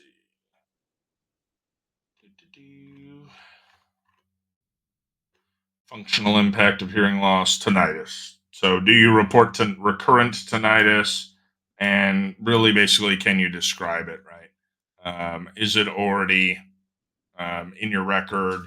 Do you at least as likely, so 50% or greater chance that it was caused by your noise exposure or not? And then does it impact your daily life? They'll ask you to describe in your own words the effects of it, document your response, basically trying to determine how legit you are about Yeah, we'll stay signed in there. Okay. So we've covered kind of how individual ratings are determined. Let's talk a little bit about the people that commented on how they're out now. They might not have enough stuff in their record to say, "Yep, I had that when I was in the record." So you have to have an ailment, and it has to have been tied to your military service, right?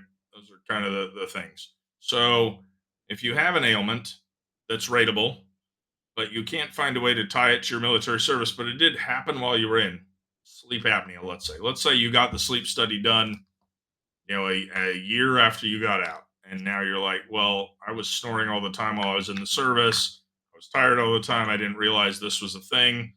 um, what do I do?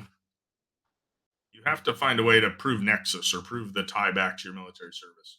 um, the easiest, probably best, most successful way that I have read that people are able to do that is either it's in your record, obviously that makes it easy, or you can get what's called a buddy letter. So letters written from people that served with you while you were in the service that can attest to the symptoms that you had while you were in the service. You have to have some way to try and tie it back.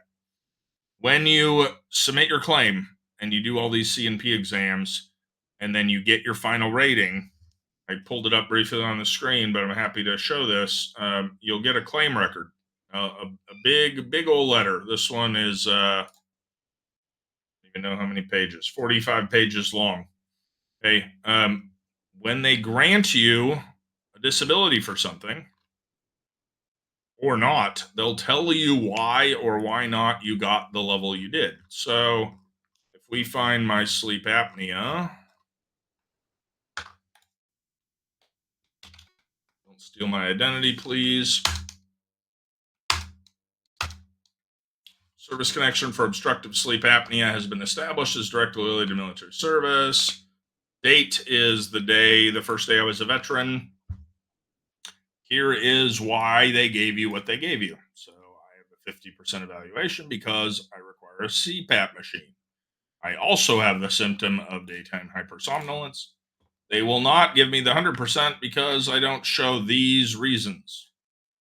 Okay, so when you get your letter, you didn't get the rating you were expecting. Read through the letter, figure out why, and then you know what they're looking for to prove that you had the rating if you legitimately have the higher level for an individual ailment or not. Any questions on anything I've covered so far? Okay, for things that they denied you on, and I know there's a delay in chat, so just keep throwing those questions in and we'll jump on them. So for things that you were denied for, I'll just go towards the end because they put the things that are denied at the bottom here. So, denied because medical evidence of record fails to show that this disability has been clinically diagnosed. And then it tells you, hey, a direct grant of service connection requires medical evidence of a current disability, evidence that the injury or aggravation occurred while you were in military service, and medical evidence or a nexus between the disability and the in-service disease. So kind of three things: medical evidence that you have a current problem, evidence that happened while you're in the military, and if it's tied to something that happened in the military, then a link between the two. Connie says, I'm hoping to get my tinnitus diagnosed and rated, so understanding how to prove nexus, i.e. the military caused it. So tinnitus is kind of one of those that they have to kind of go on your belief and the likelihood that that it could have been granted or not, based on your time in the service. So here mine is granted as directly related to military service. I did not have a specific hearing test for tinnitus. They asked me to describe it, walk through it, discuss the effects. But you can kind of see that if you look at the related hearing loss section, that they say that it is granted based on my MOS of Engineering Department Master Chief.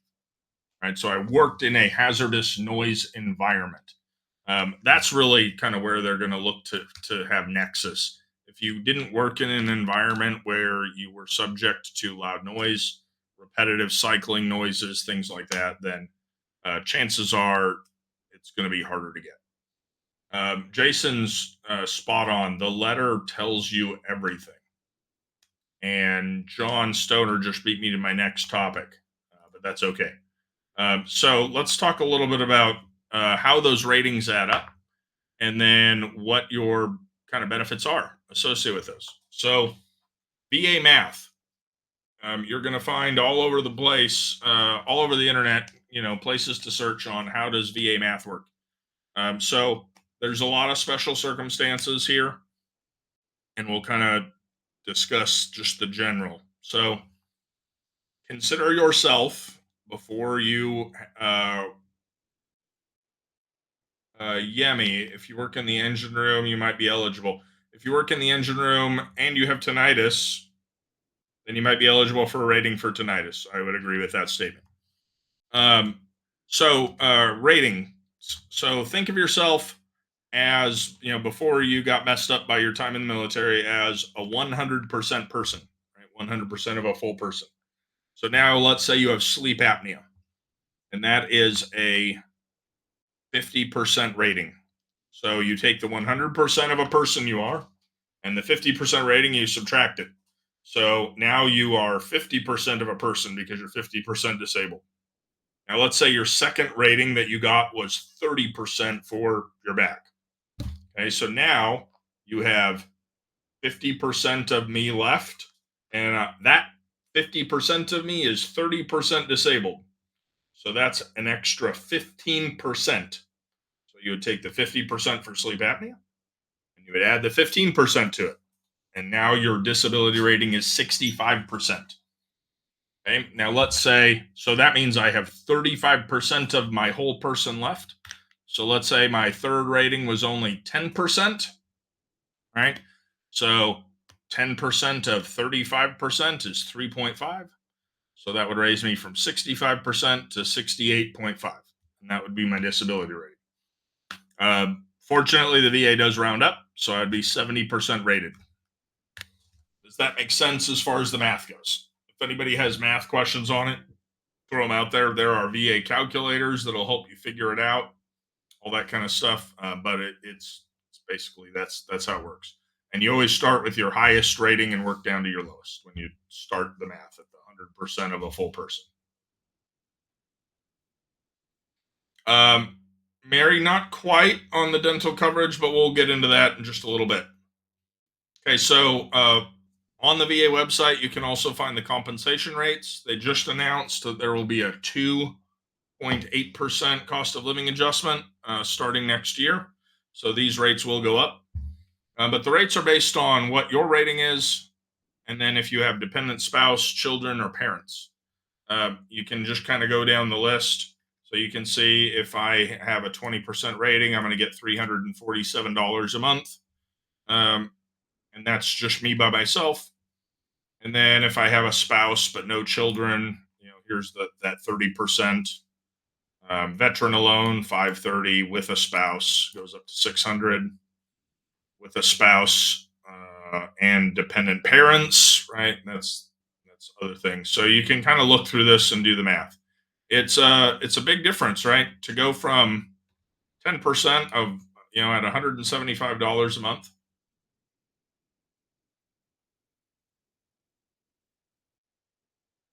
Yeah, they do look at more than 3 items, Vincent. The example is just 3, for example. But yeah, if you have 20 different percentages, then they're going to look at all 20 of those and do the math with all 20 of them. That's correct. So it goes from that 150 so a month, and if you go all the way to I have children, and I'm going to look at the basic monthly rates for 70 to 100%. For instance, 100% disabled veteran is up to $4,200 a month with a child and a spouse. 39.74 alone, and that is again completely tax free as well. Now, there are some special other circumstances. So, there are some conditions that qualify for what's called special monthly compensation, ED, and some others that will qualify here. And there are extra rates that are listed on other pages associated with those. So if you need those, you can specifically look at those. They're kind of edge cases, but that can be in addition to your regular monthly. Those are listed here under special monthly compensation rates. And I just got logged out. That checks. Let's go ahead and get back in there.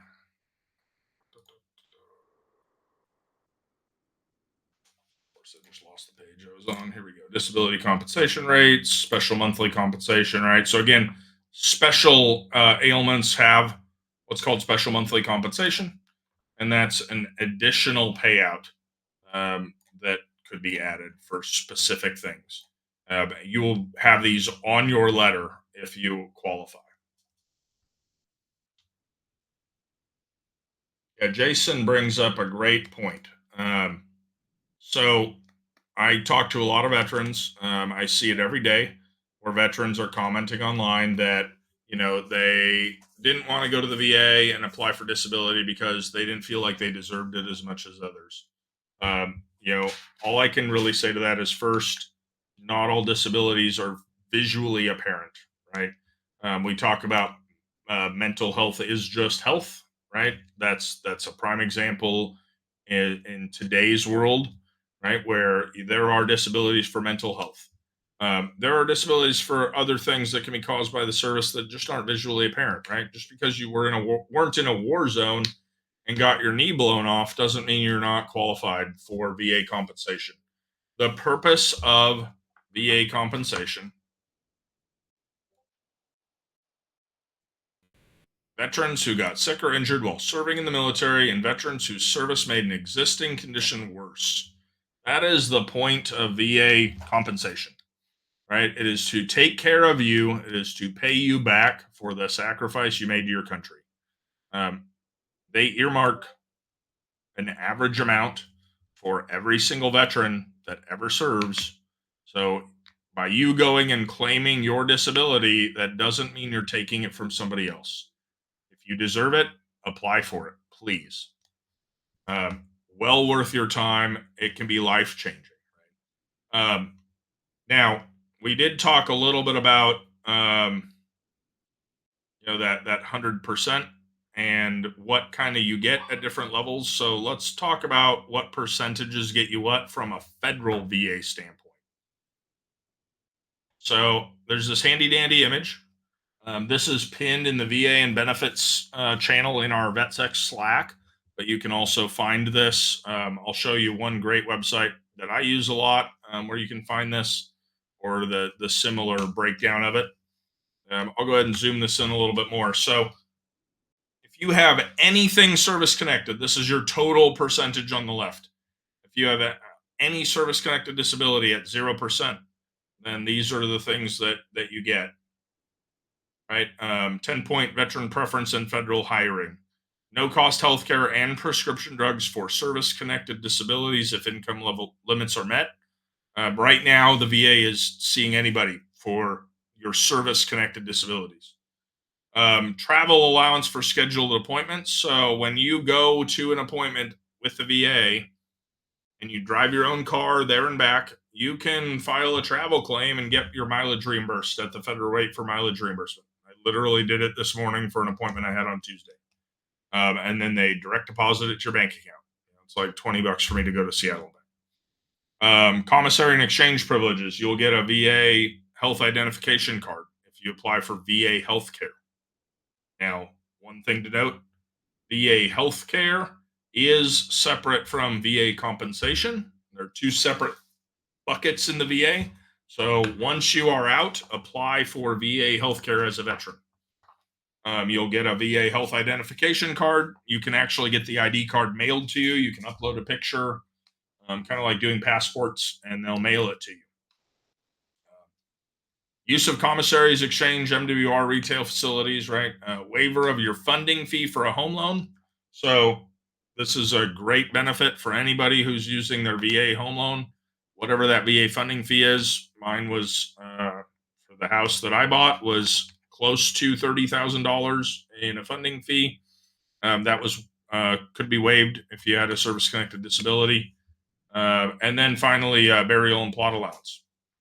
Right now, you go up to 10%. You don't really see a lot of a change here. Really, where you see kind of the big difference is once you start getting over that 50% mark. Sorry, 30% mark is the next big wicket I want to talk about. So, vocational rehabilitation and employment. So, VR&E. So, VR&E, you can. This is kind of separate from my talk, but you think of VR&E as an employment program to help you get education or employment services because your disability is preventing you from getting into the job you want to get into. Okay, so um, VRNE, a lot of people think of it as like another GI Bill. That's one option under VRNE. But VRNE is where you can prove to a counselor that your disability is holding you back from getting the job field or the job title you're looking for, and you need extra help from the VA to get that.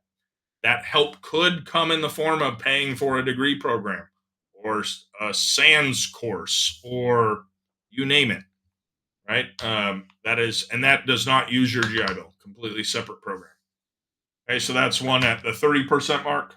Once you start getting over 50%, you can see right here concurrent receipt of military retired pay.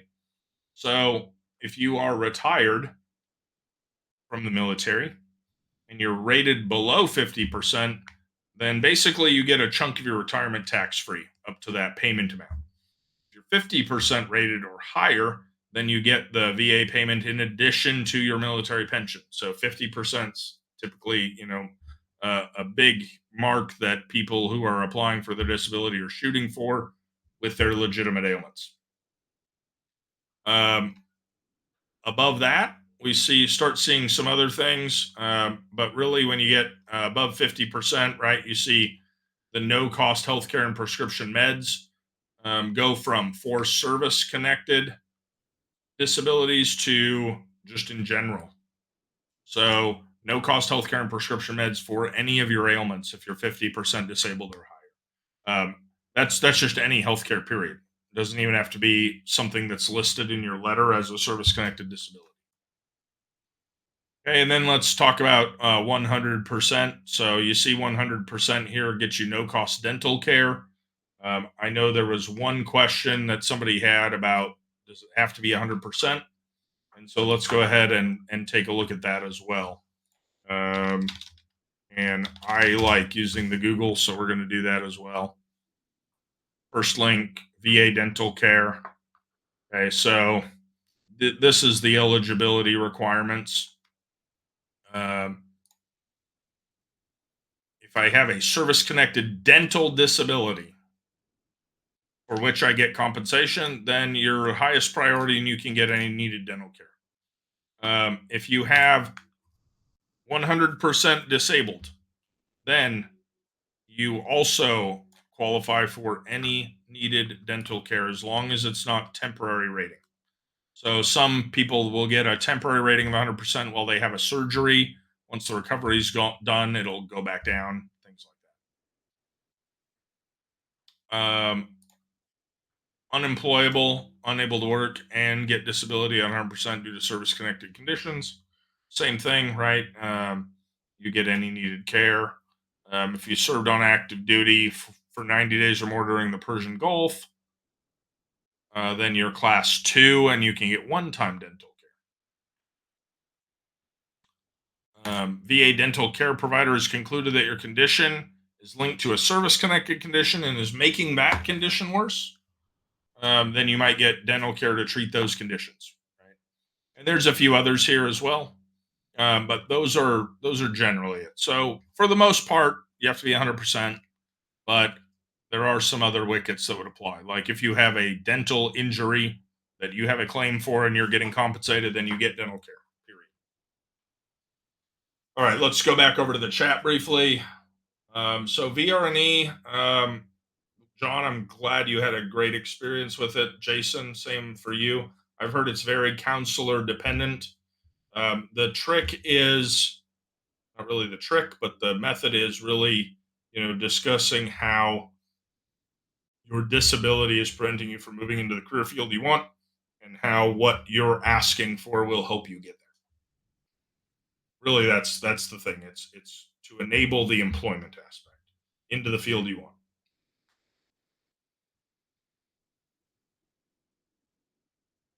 Yeah, grant it's totally dependent on what you and your counselor agree with. Um, but generally, if the counselor agrees that what you're asking for is going to help you get the employment you're looking for, right? You have to do some research here. You have to look at, this is the job I'm trying to get. These are the requirements on average. Look at job postings, right? Prepare some evidence. Pretend like you're going to court and you're pleading your case here for this. That's kind of the methodology that I've read on how to approach that. There's a lot of other veterans benefits, right? We're just talking about VA disability and compensation mainly here. If you go back to that image, you also see this 100% with an additional separate 60, right? There's additional pays on top of that. Statutory housebound is another pay that's on top of that. So this means you had enough disability ratings that got you to 100%, and then they took what was left and added those up and did their own VA math, and you got an additional 60. John is stealing my agenda.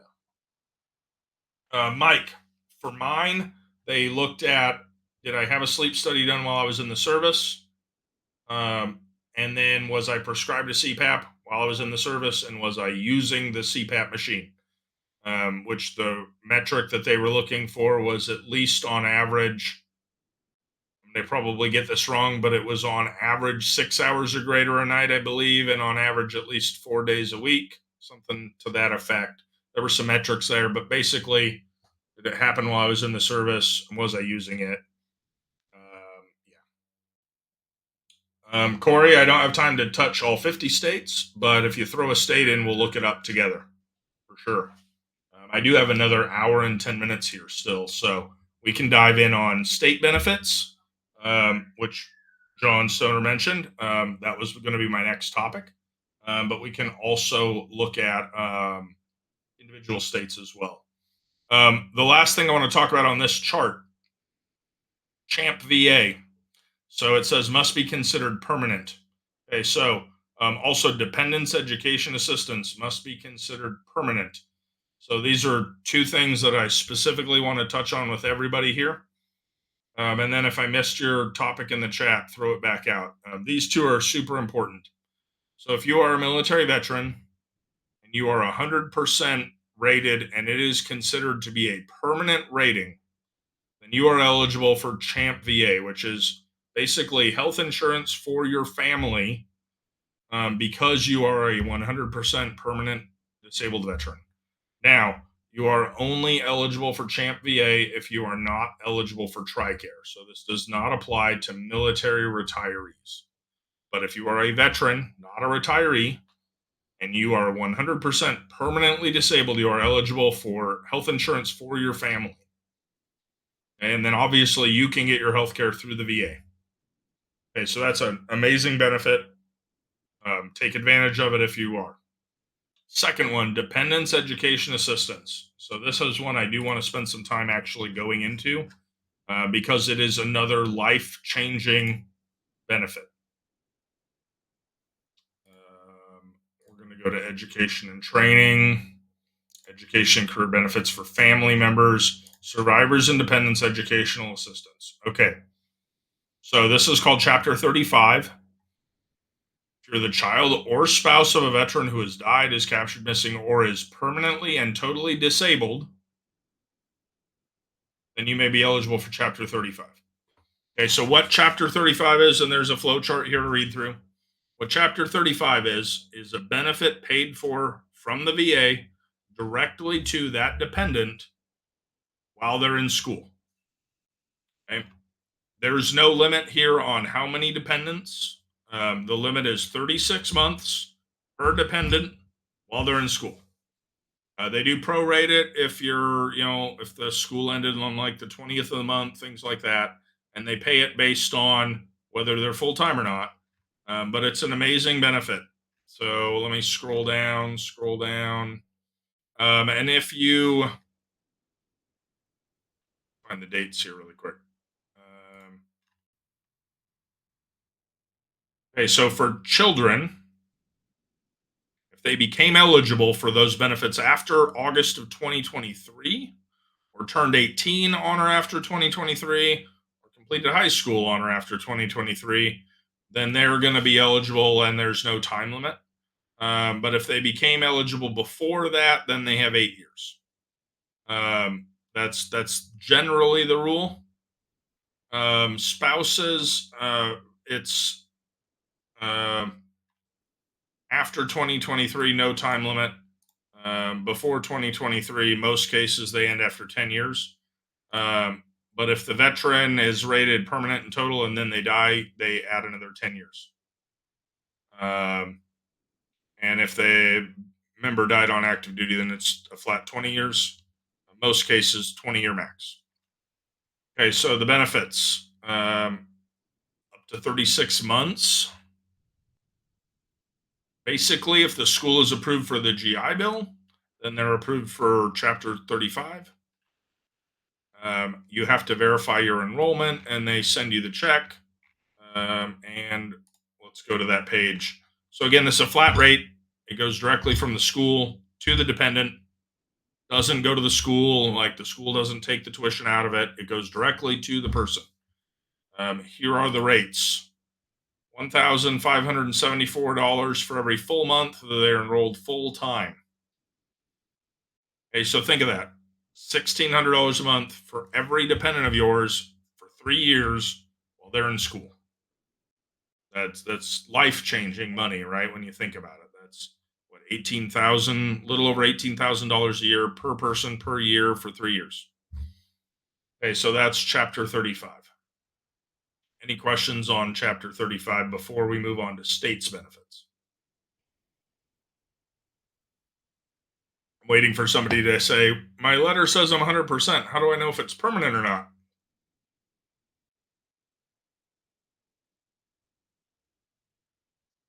Well, I will answer that question. Let's go to the letter.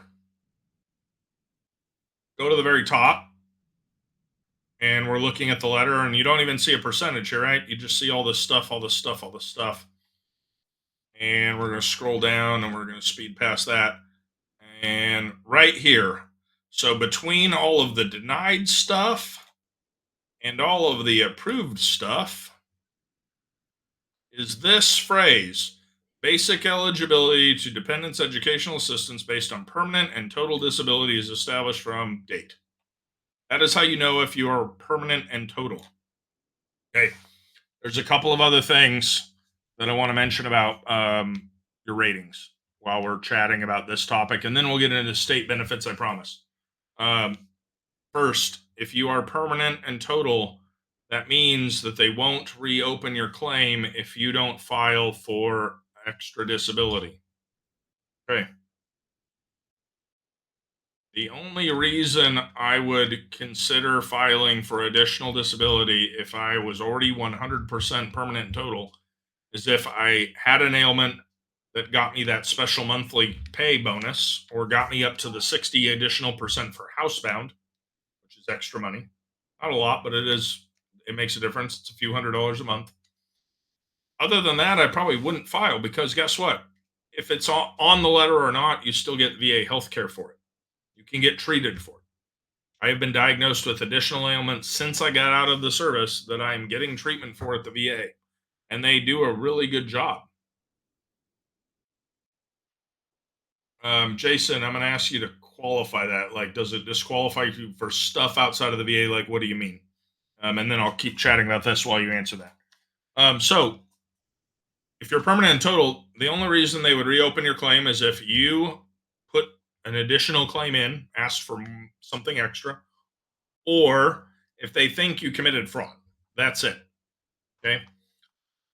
If you're not permanent and total, then up to, I believe it's the age of 50, or you've had the rating for 10 years, then they can open your claim and take a look again. So that means if they think that you got better at something, right? You go to a checkup and they say, "Wow, Tom doesn't seem like he has tinnitus anymore," he wasn't wearing his hearing aids. He could hear me just fine, or he had this right knee thing and he bent over and there was no problems. Then they can look at that kind of stuff, right? So in general, if you're permanent and total, I would say leave well enough alone at that point. Connie makes a big statement here, guys. Having been out for nearly 15 years now, this is a huge mental step to take. I agree. It is. It's a lot to think about, right? Please think about the fact that this is compensation due to you for the sacrifice you made for your country. It is a hurdle to get over. I recommend, no matter how long you've been out, if you haven't filed, that you do, and work with a veteran service organization. Disabled American Veterans treated me very, very well. Okay, so Chapter 35, permanent and total disability status, is right here. And then at the very bottom of the letter, it tells you your combined rating evaluation. Okay, so that's where you find that stuff. There's also a VA app. Let me open that up. The VA app actually is pretty decent. You can find your letter in there as well. When you open the app, it'll show you right here on the screen, 100%, right? And then it'll show you your payment, and all that good stuff. You can get your letters, you can look at your appointments, all that kind of stuff. Okay, I'm going to answer Jason's question, and then we are going to go, into states benefits. So Jason says, like the person's 100% disabled for the VA, so the laws for elderly assistance don't apply to them. No, or can't use other tax breaks. No, so one, VA health compensation is 100% tax free.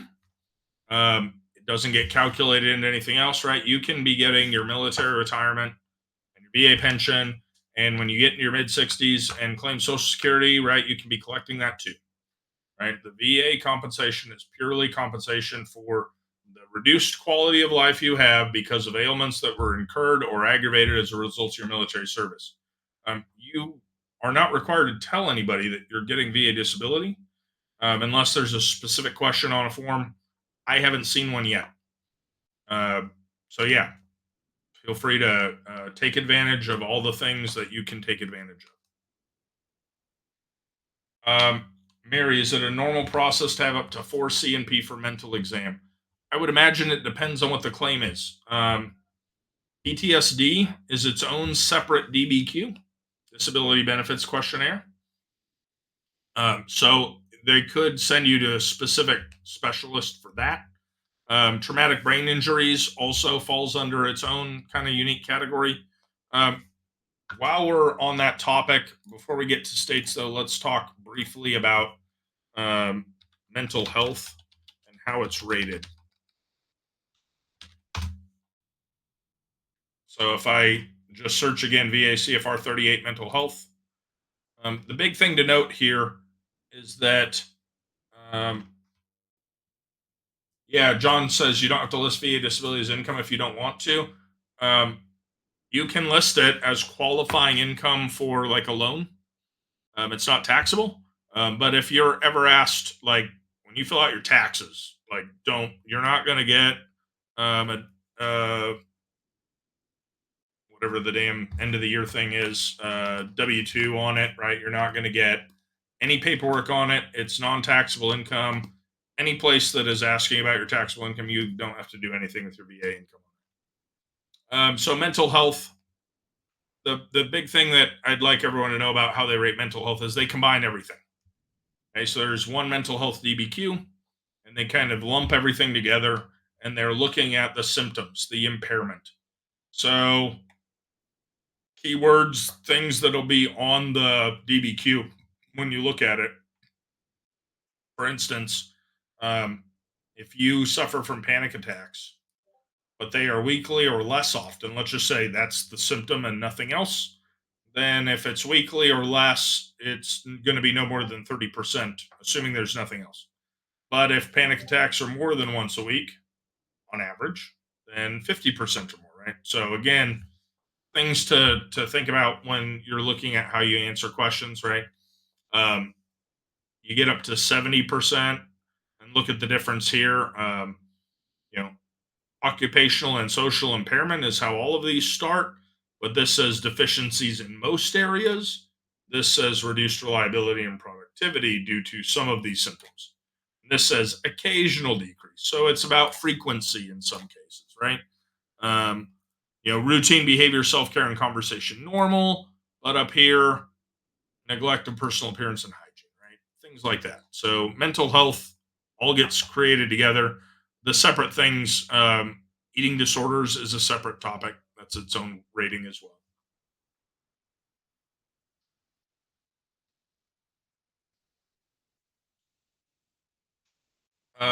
Jeremy's asking about active duty California National Guard.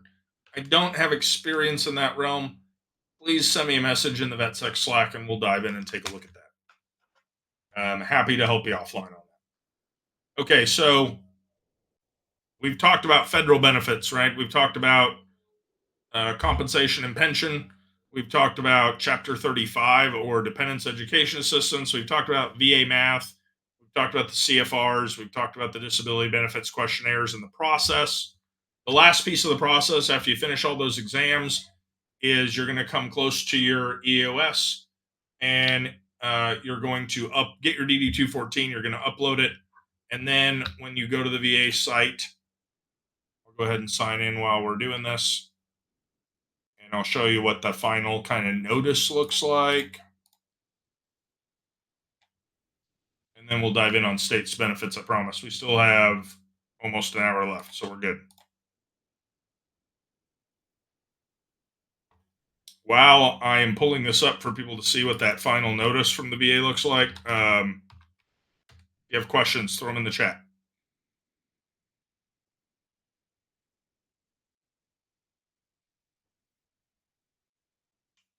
So on the VA site, there's two sections. There's My VA and there's My Healthy Vet. That's the healthcare section.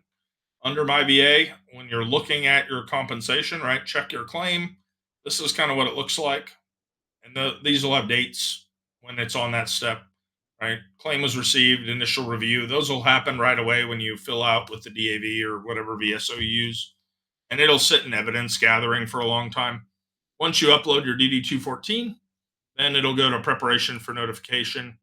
And then once it updates to complete, which for me happened about 2 weeks after I got out, if I go back to that letter, let's see if there's a date on it. March 8th. So it was actually 8 days after I got out. Then it gets published here. It's over here under files and under status, and then get your claim letters. There's a later date on here because they did some auditing and stuff, but this is where you would go to find your claim letters. Okay, I'm not seeing additional questions, but let's go ahead and look at states benefits. So let's see. I see John asking me to look at them. I see Jeremiah asking me to look at Texas. Kevin mentioned Missouri. Cool. Yeah, Cody, thank you for mentioning that. That's another good thing I would love to mention.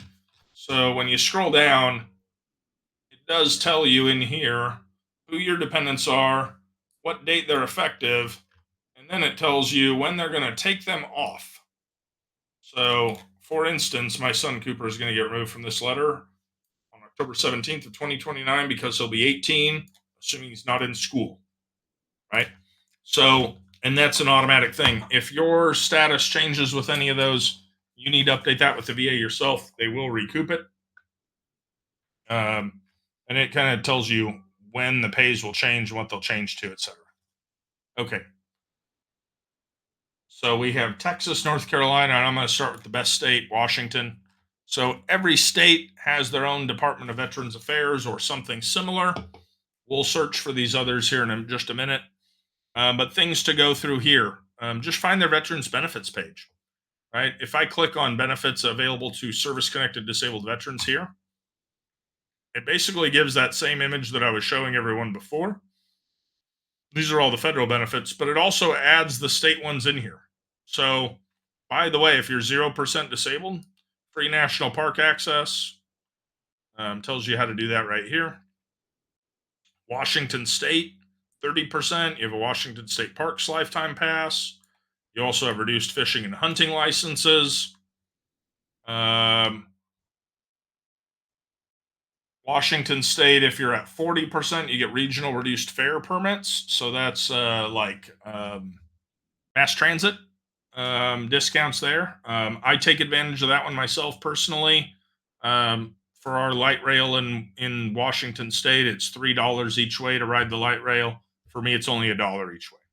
So great benefit there as well. 70% state veterans homes nursing care at no cost. Hopefully, I'm a long ways off from needing nursing home care, but that is a benefit. And then 80% or above, Washington State property tax relief or exemption. Washington State is income based, so that's something to pay attention to. And then it says contact your county. And then I forget who it was. Maybe it was John Stoner that mentioned that the colleges can get paid for. So yeah, take a look at this one. Washington State Military Children College Education Program.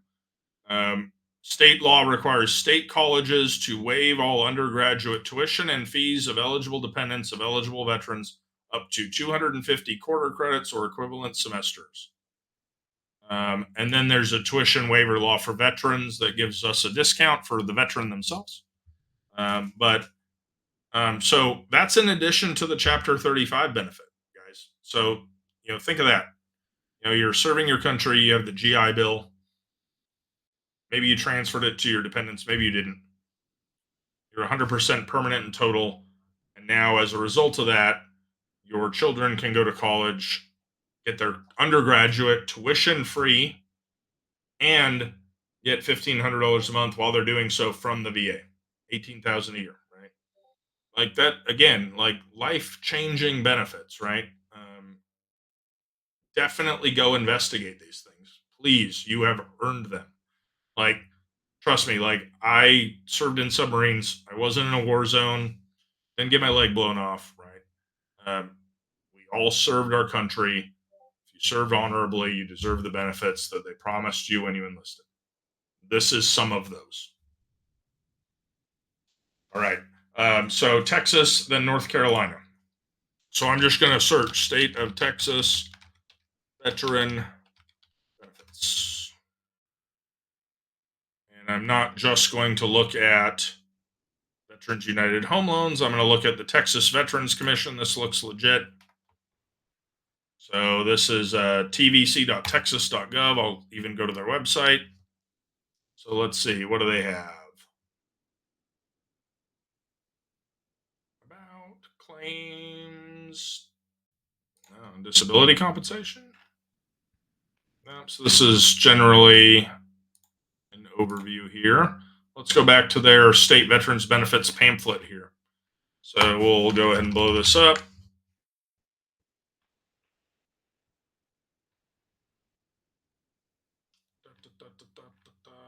Be nice if they would have like a nice bulleted list like the best state in the U.S. has. Right, combat deployment not required. This is kind of some of the federal stuff they're going through. Yep. Treatment. Dependency and indemnity compensation, or the DIC. You can say that as a full word if you want. Just so you know, that is a payment monthly that goes to the surviving spouse or parent upon a veteran's death. That includes death from a service-connected disability. Generally has to have been established for at least 10 years. There's a monthly payment that can go to your spouse if you pass. That's not a state thing, though. Trying to find the specific state stuff. So, Jeremiah, Texas State Veterans Cemetery Program. VRNE, we talked about that. Still looking for just specific state stuff here for you. Yep, there's health registries. So, veteran county service officers, they can assist veterans with their pensions, compensation, medical care records, grave markers, home loans.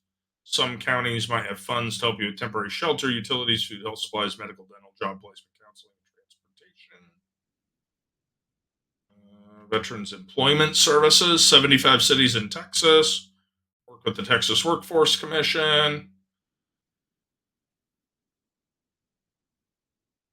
They have career resources, recruitment, and help for family employment. Veterans employment preference, right? That's kind of across the board.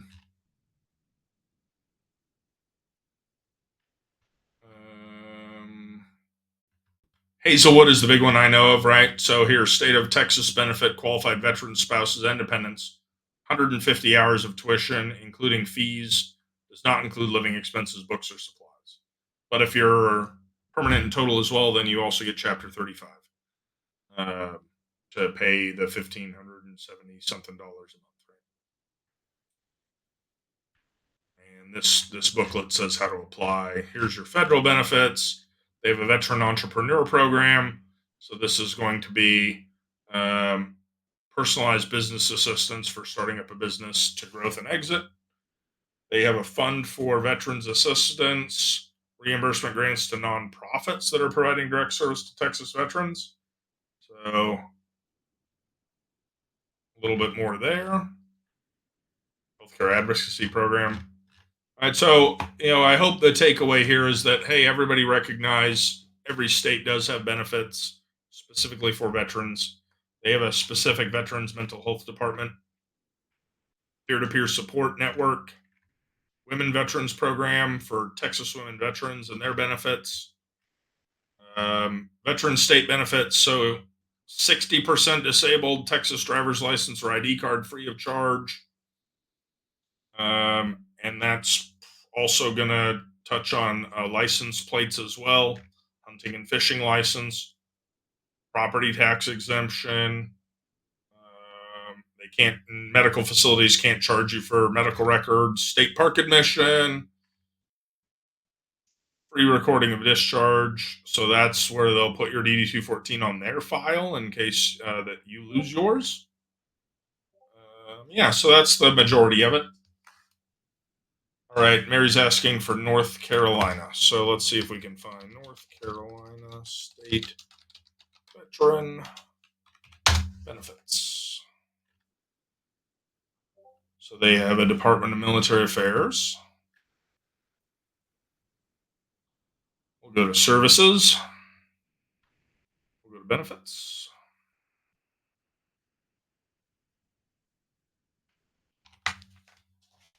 You can find the closest one by hovering over a county.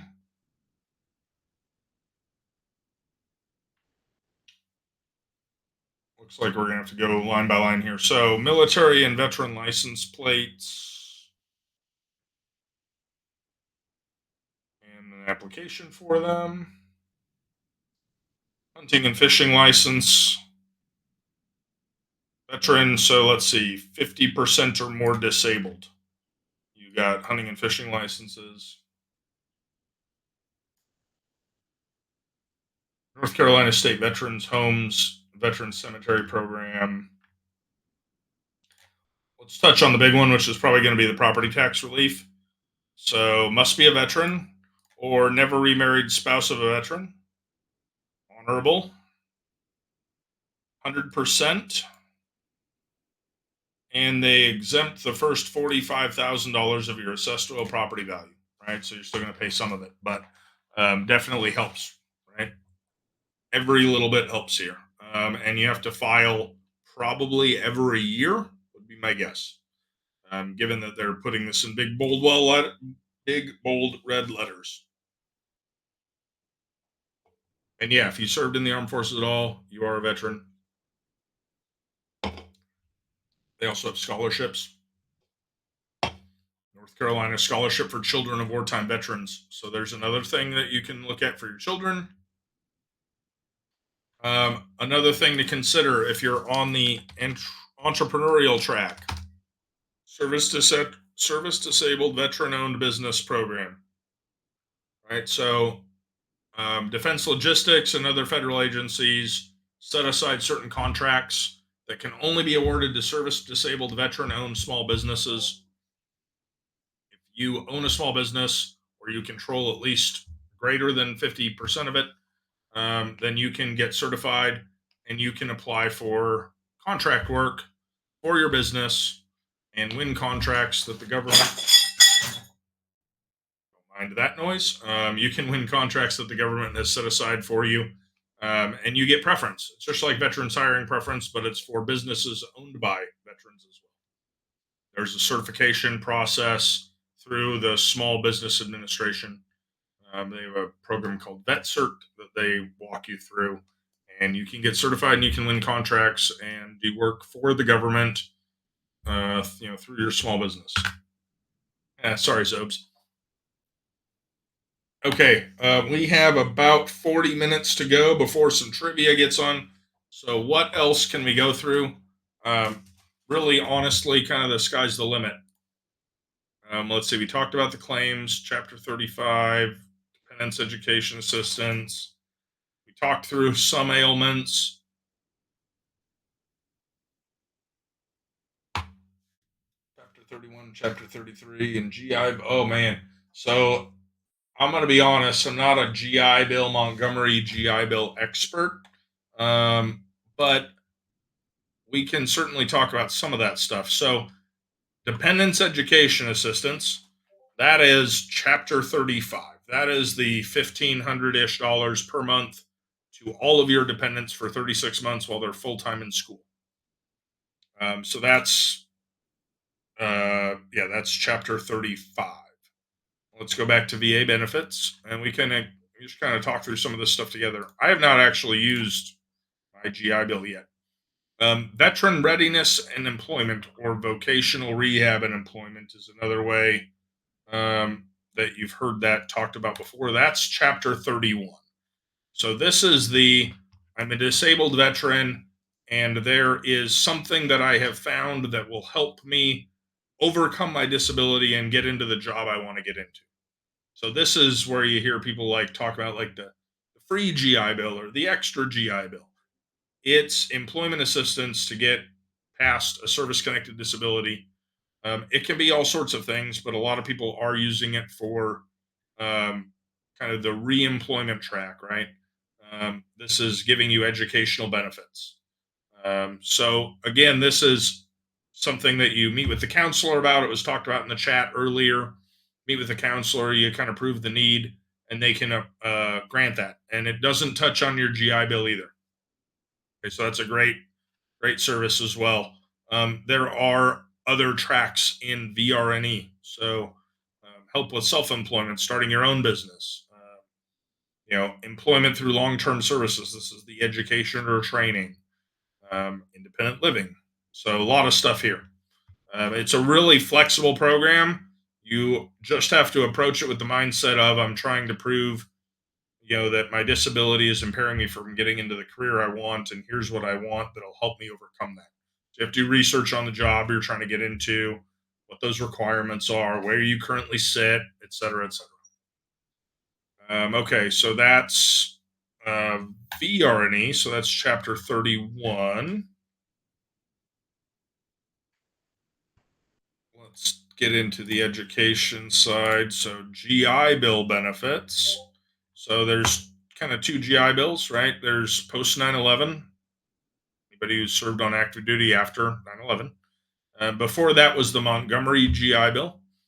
And they're still talked about in here. So Chapter 33 is the post 9/11 GI Bill, up to 36 months of benefits. And then there's the Rudsell Act, which basically said that if you were already paid into the Montgomery GI Bill and you served 2 qualifying enlistments or 2 qualifying periods of time on duty, then you should be able to receive in total up to 48 months of benefits.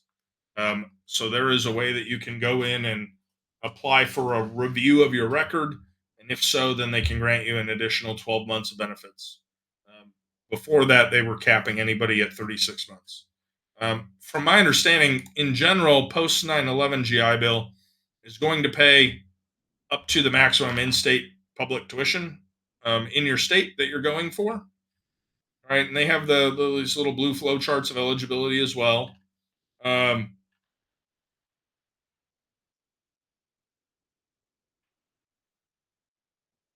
yeah, so for a period of active duty that started before August of 2011, you can use Montgomery GI and then switch. But if you came in the service after 2011, then you can only use one. So that's one of those factors as well. And it talks about, hey, you might qualify for up to 48 months if you're eligible for both.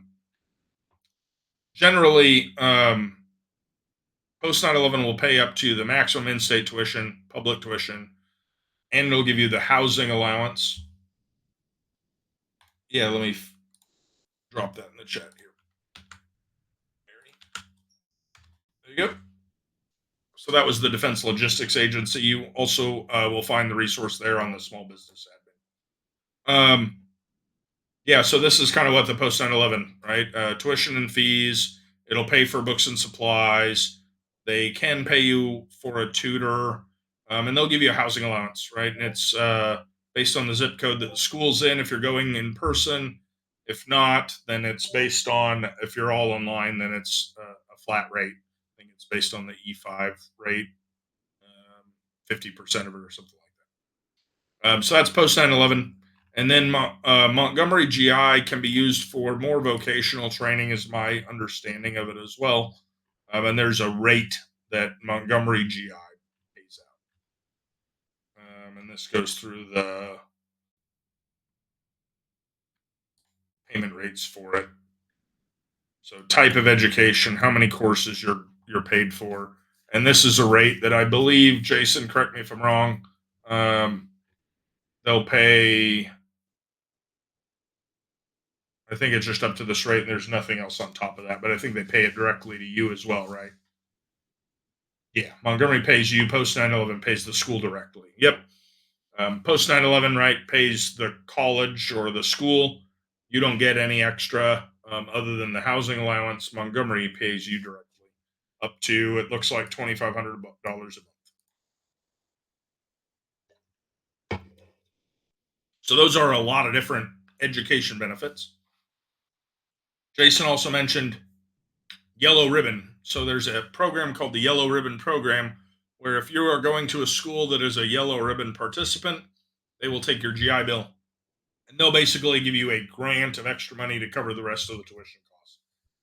And that can be very substantial. So you could have, like he said, up to a $200,000 a year for your education in private college, right? It's huge. There's also some other educational benefits, like the STEM scholarship rates for the Edith North Rogers STEM program. They talk about that as well. That can be an add-on as well. But in short, you want to talk to the school certifying official. Find the veterans office at the school you're interested in. They can help walk you through a lot of that stuff. Great stuff. All right, we have 30 minutes left. What other questions are out there?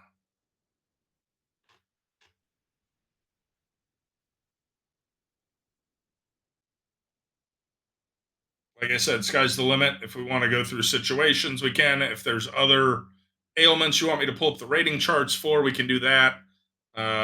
We can explore more of the VA stuff. Corey, I do believe there are a couple of vet suckers that have taken advantage of the STEM program.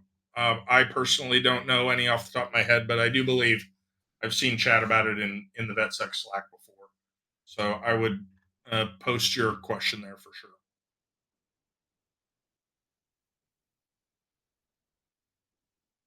Yeah, John, you can refile anytime you want if the medical issue gets worse over time. Now, if you're denied, then you file what's called a higher level review. And after that, then basically, if you get denied on that, then you can file, and they basically have a court that looks at it. And if you're denied on that at that point, then you're denied. But if the circumstances change, you can file again at any time. The thing to keep in mind, though, I'll say this over and over again to anybody, is that um, when you file, they're going to look at your whole medical record, right? They're not just going to look at the thing that you're asking for an increase for. So they might say, you know, I filed for an increase because my knee got super messed up worse. And so they might, look at my records that I submit and say, yep, the knee's worse, but seems like he's happier. So we're dropping his mental health from 50 down to 30 or whatever. Um, so the whole thing can change. Jason asks if we have any horror stories we've heard of. Yeah, so that's a one thing that is definitely worth talking about. This authorization form, right, where I chose the DAV. Scroll down here.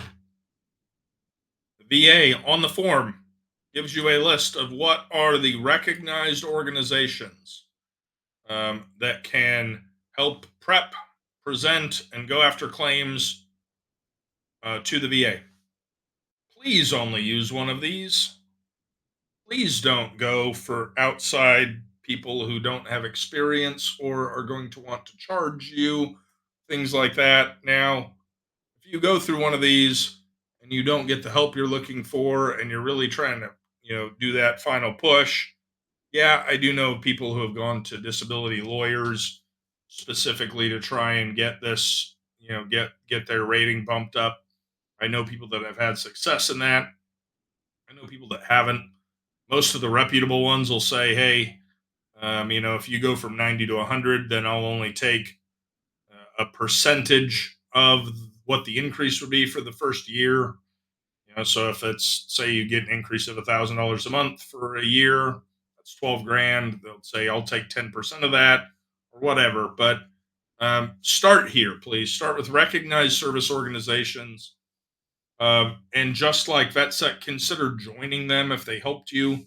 Consider donating your time or your money to them and helping fund them, because they do that purely through grants and out of the goodness of their hearts and their organizations as well. So that's my first thing, is steer clear of the ones that say they'll help you but really can't, or really aren't licensed to do that. The VA does kind of recognize these organizations as people who have been trained on how to help you fill out the forms and get the claims processed. Um, to be honest, I really had a pretty good experience. Like, I did the BDD process. I didn't wait until I got out. I submitted it once, and it came back to me once with 100% permanent total. So, I don't really have a lot of bad things to say about the process or the VA. Now, under the current government shutdown, we are seeing delays in things. They are still processing claims. You can find that right on their website right now. The average claim that was filed in August took 94 days to process. That's across the board. That's pretty decent. I've heard, backlogs were way worse back in the past. Um, Brian, I'm not 100% sure on what the process is, but there is a training that VSOs have to go through. And I believe there's like an MOA that they sign with the VA once they go through.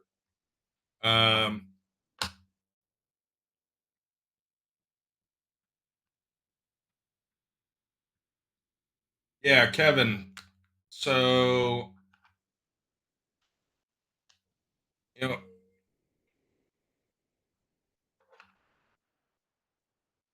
know, I'm going to say look at your letter, right? The claim letter is going to tell you what was missed and why it was missed. And like we were saying earlier with VRNE, it kind of does depend, unfortunately, on the person, right? Your mileage may vary with some of this stuff. Um, these are the ones that are recognized. But, I would start at least with the VSOs, right? And if you're not getting the results that you're looking for there, you can always go to somewhere else. We have a VA and benefits process, or a VA and benefits channel in VetSec for this reason as well. Um, Mary, I don't have an answer on how long appeals are taking. They don't publish that data publicly, but they do put these claim lengths right on their websites. And I have to see where that was posted.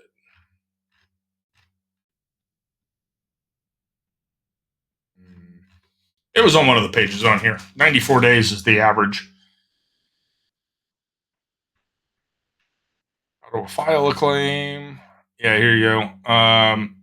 So this says how long does it take VA to make a decision? So that might be across the board. I don't know though. Corey's asking 5, 10, and 20-year rules. Yeah.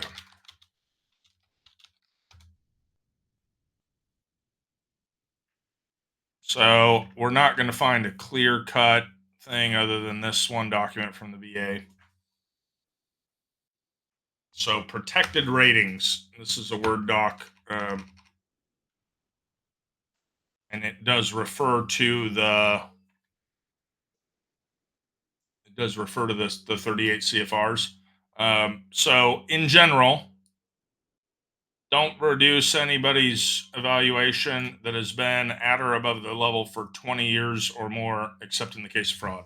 So any rating that you've held for 20 years should never go back down unless they think that you committed fraud to get it. And that's regardless of whether or not you're getting paid for it. Where is the 5 and 10? They're in here somewhere.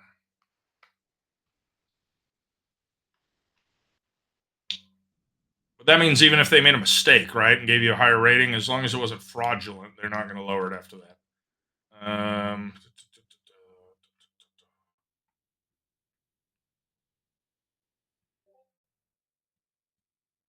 Affected service connection. Hold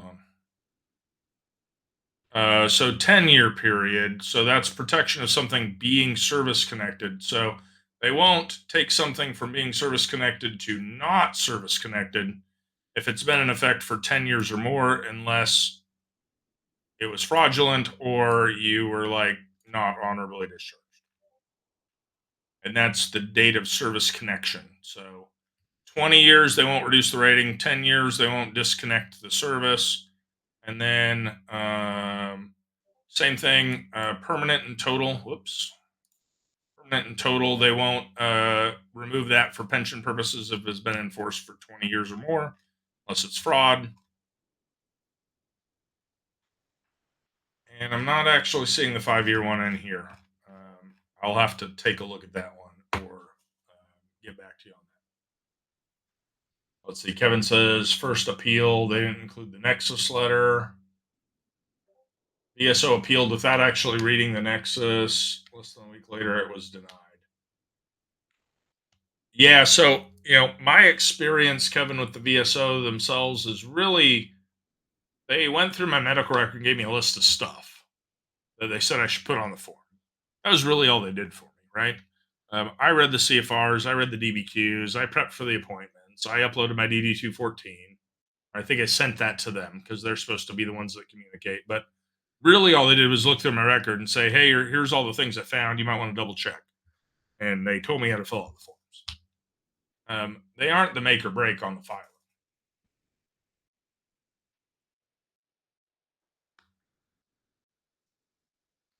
Yeah, John. So 250% ratings get you to 75.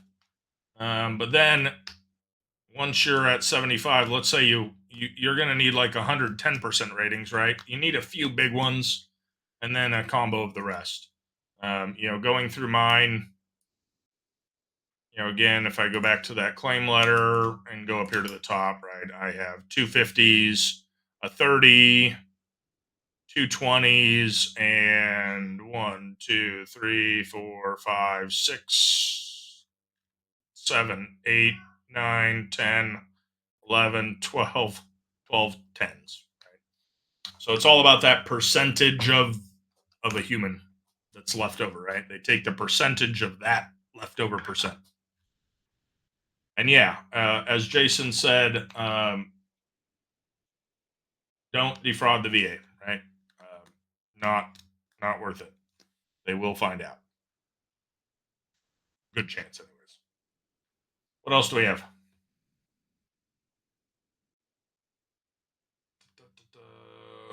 Let me see if I can find that VA 5-year rule while we're talking.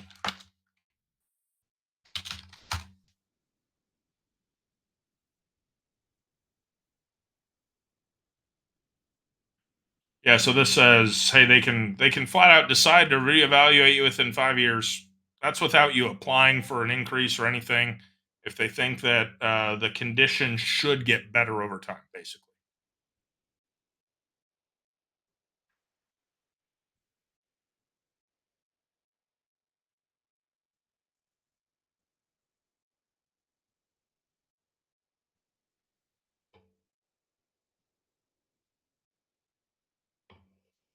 Great stuff, everybody.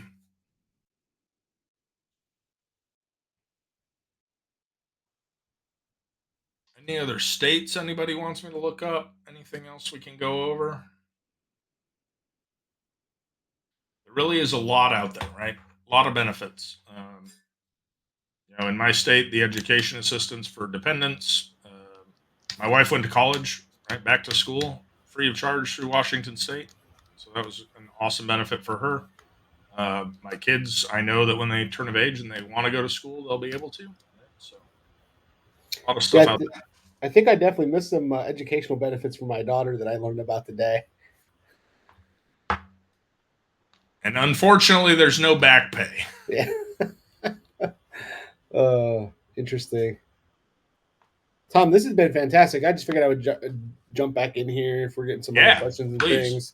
I mean, I've had a different experience where I've been in the process for a while. It sounds like the initial process is so much better now.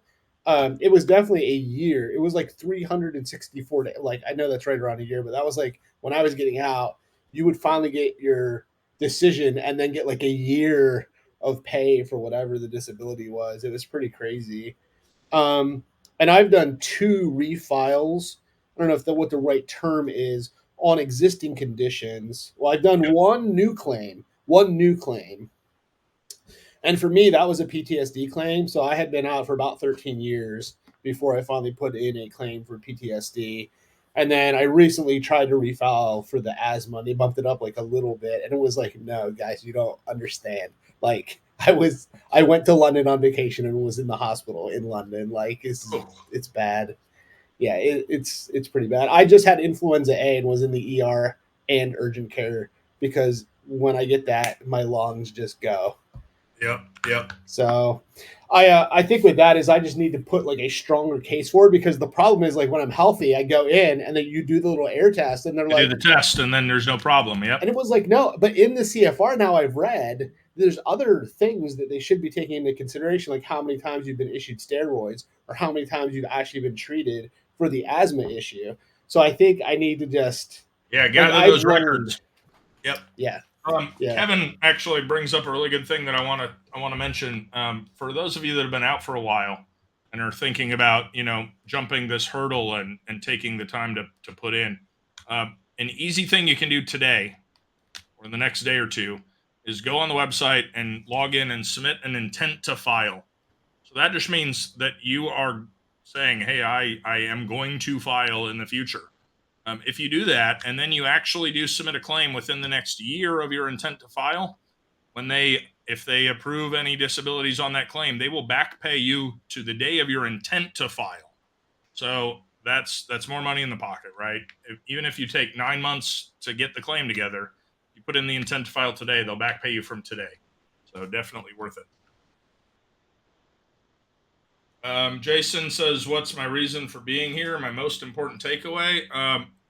I just know so many people that have served that didn't file, that are worse off than me, right? Um, and we all deserve to be compensated for the sacrifices that we made.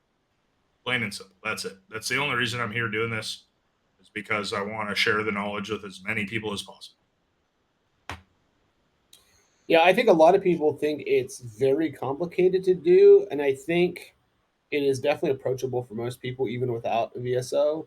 Like I think it sounds like a really intimidating process, but honestly, it's fairly straightforward in my opinion, and pretty approachable. So yeah, if you serve and you have medical conditions linked to your time of service, you need to file VA disability. Yeah, if you can follow our resume review channel and update your resume with all the stuff we throw at you, you can probably do this too.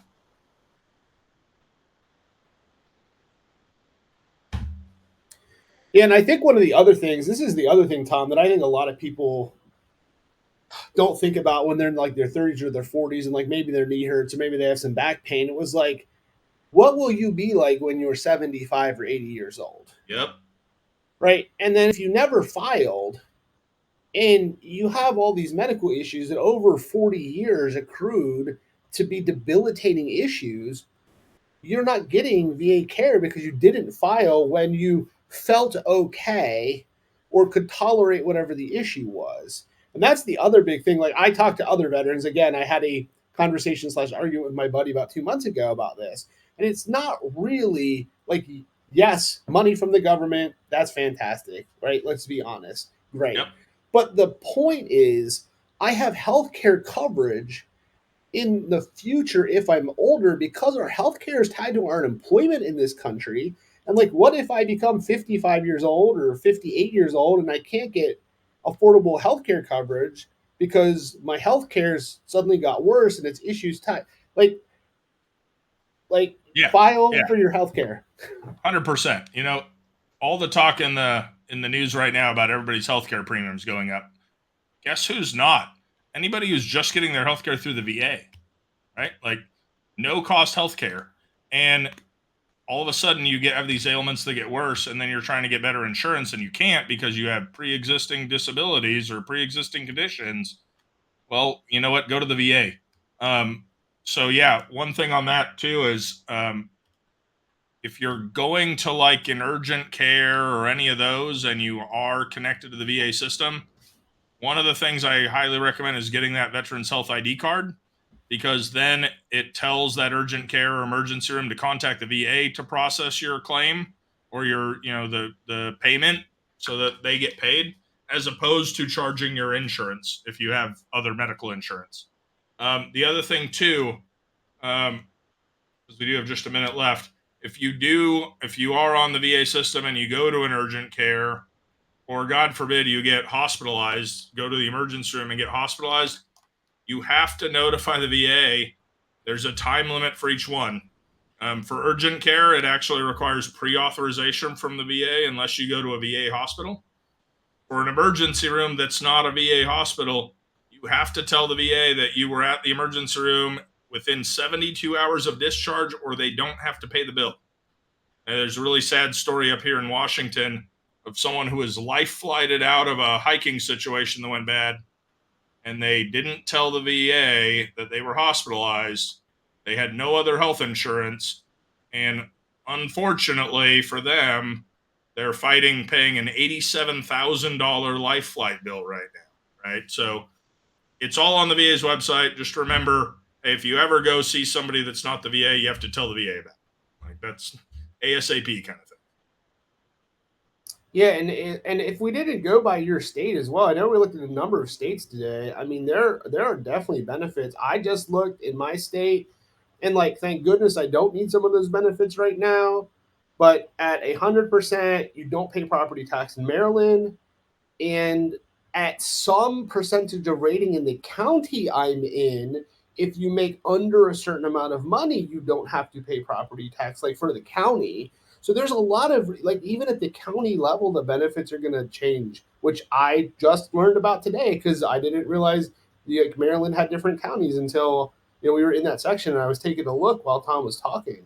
So, and I think there's a lot of things again for the spouse and children that people aren't aware of. Like I probably could have gotten my daughter some additional like college benefits that we probably missed out on. Now, luckily, I didn't need them, but hey, it would have helped pay for her education because, man, college is expensive. Yeah, absolutely. Corey asks, how often should you check in with VA if you don't use them for medical? Corey, I know it can be a pain, especially if the VA is a ways from you. I have TRICARE because I'm a military retiree, and so I use that for my family. So I'm insured that way. but I still get my VA or my healthcare through the VA because even though it's a little further, I get a travel reimbursement for going there, and there's no copays for any of the visits. So also any of the prescriptions I get, they just mail to me, and I don't pay for those either. So I would still consider going that route. But if anything, an annual checkup at the least. Get a primary care provider there and just do that. And then remember, applying for VA healthcare is separate from the disability side. So just go on and apply for healthcare. They'll send you a pamphlet, an ID card, all that good stuff. And Brandon says, document everything while you're in the military. Yeah. So I was coming up on my end of service like 2 years before I got out. There were definitely some things that weren't there. So the next time I had a physical while I was in the military, where they give you the form and you check yes on all the things that are problems, I checked yes on literally anything that had bothered me in the last 20 years I was in, and wrote them all down and forced the doctor to justify every single one of them. So at least it was in my military record somewhere, right? And to be honest, so migraines was one of those. I'll just share that. It was one that I'd had off and on throughout my service, but wasn't really documented. Doc on the submarine would give me a shot and put me to bed, and that was it, right? I put that in my record. I think it was in there one other time. I got rated for it because it was in my record, right? And I could talk to it. So definitely get that stuff documented.